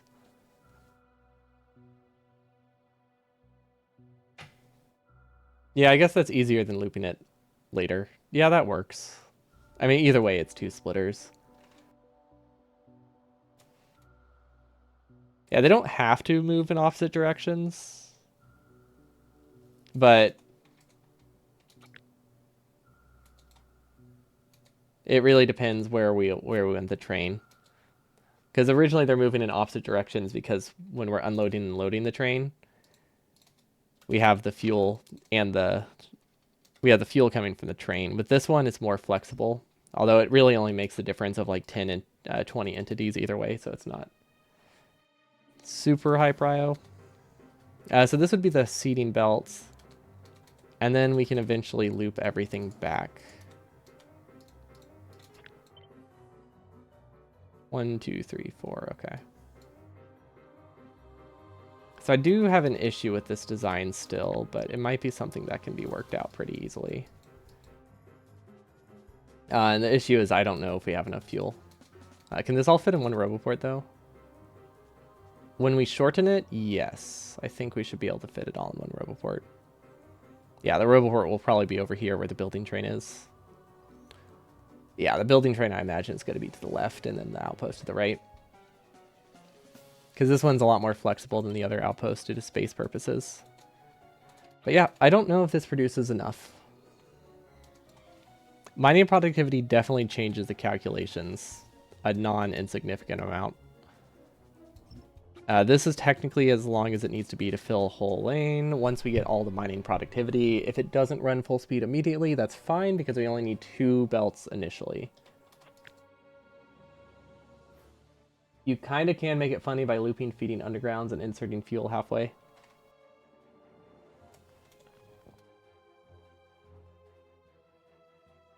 Oh, yeah. We could. Does it help though? How much funny does that add to be more confusing? Okay, and then these would go to the trains. I don't know if how much this consumes. Okay, so this is 100 and... How is this 191? Oh, there we go. It may start faster. If it's looping stuff, I feel like that doesn't necessarily start faster.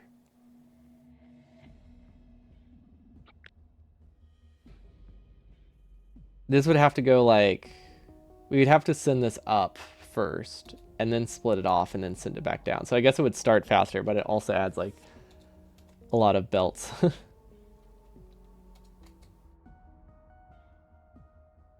Because basically the issue is that the drills that start first are the ones that we can't really loop back that easily. But that's what this is for. That's what this split is for. Honestly, do we need to loop back to the beginning? I don't think we do. I don't think that loop is necessary. It just makes it take from these in a more balanced way, but that's fine. So we can actually do this instead, which I think is a little bit better. There we go. Oh, good point, good point. No, that is a very important distinction, huh? Okay, so yeah, we won't have any trouble fitting these in the outpost now that it's actually the length it needs to be. Okay, so I needed to do quick math. So inserters, we can assume, do not run very often. Actually, they run very rarely. So this uses 1 coal for like 10 seconds. So yeah, these we can assume take about 5 kilowatts per inserter, and even that is being incredibly generous. But yeah, let's say 5 kilowatts per inserter. So that's 1 kilowatt, or 1 megawatt from the inserters. Probably less than that, probably like half of that. And then for the drills, that's 200 times 1.150.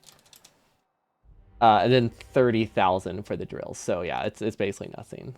So 31,000 kilowatts is half a lane of coal, right? Divided by 4,000. Yeah, that's 7.75. Okay, so we do have more than enough fuel here. So we could theoretically fill the train with a little over 5 belts of resources if we wanted to. That would require just a little bit of red belt, but it is an option. Unloading it is also going to be a little bit weird. But yeah, we could technically get with just a little bit of red belt or a splitter here. Like if we don't have this compressor and we have this one filling in the gaps later, we could theoretically get slightly more than 4 belts of resources. And we're talking like 3% more effectively. So it's not necessarily something we need to worry about, but it is something we can do. Yeah, I think this is our best bet. So this recycles into 2 lanes, which is a little bit annoying, but it has more than enough for that. They can feed, without productivity, it's like a 1-to-6 ratio. With productivity, it's like a 1-to-9. So this should have no problem feeding itself. Then this is where the building train seed can be. So if we have a building train sending fuel, that's realistically 2,000 fuel, I think. Oops, I didn't need to do that. 1, 2, 3, 4, 5, 6, 7, 8, 9, 10.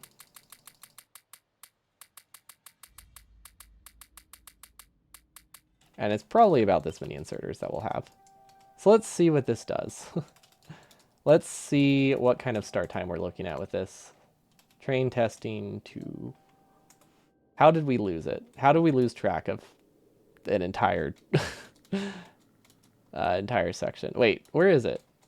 There we go. I was in map view, so that caused some issues. Okay, so we're at 83, 52, 54 right now.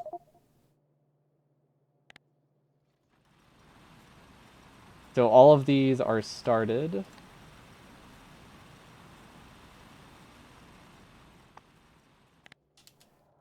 In 3 to 4 minutes. You know what? I think that's good. This takes 3 minutes to start. I think we're fine. And that's with the seed of more solid fuel than it needs. Yeah. Okay. So that's incredibly fast. 3 minutes is like way faster than any of our other outposts, which makes sense because it immediately starts adding fuel back into it.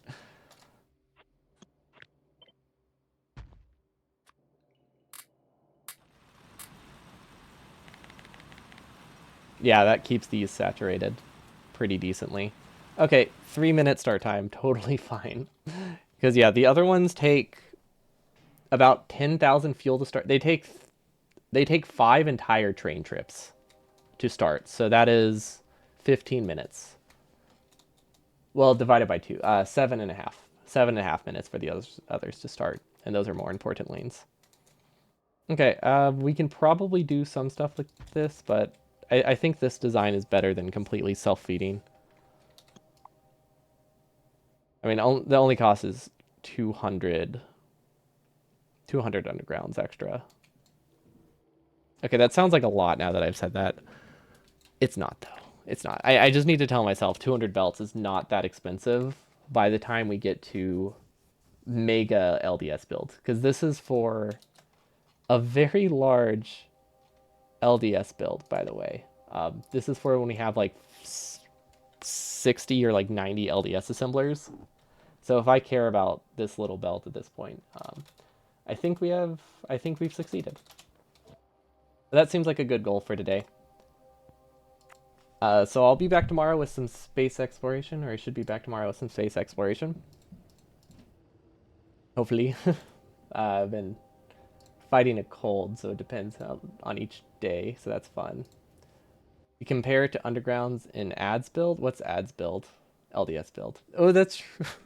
Yeah, I can see how expensive it is compared to how expensive the LDS build is. Which, if anyone's wondering, the answer is very. I love the LDS build. I want to show it off real quick. But yeah, we should be back tomorrow. I've been fighting a cold, so we'll see. But it should be good tomorrow still if I was fine today. It's like a cold plus allergies makes it that some days I can't really talk. Hence yesterday. But yeah, this is the LDS build. It is incredibly expensive. The LDS build uses 50 red undergrounds and 450 yellow belt for half of it. So this is like 5% of the cost of the LDS build in terms of resources spent on underground. So I think we're good. I think we can justify our coal lane. But yeah, hope you all have a wonderful evening, and I'll see you all next time. Peace.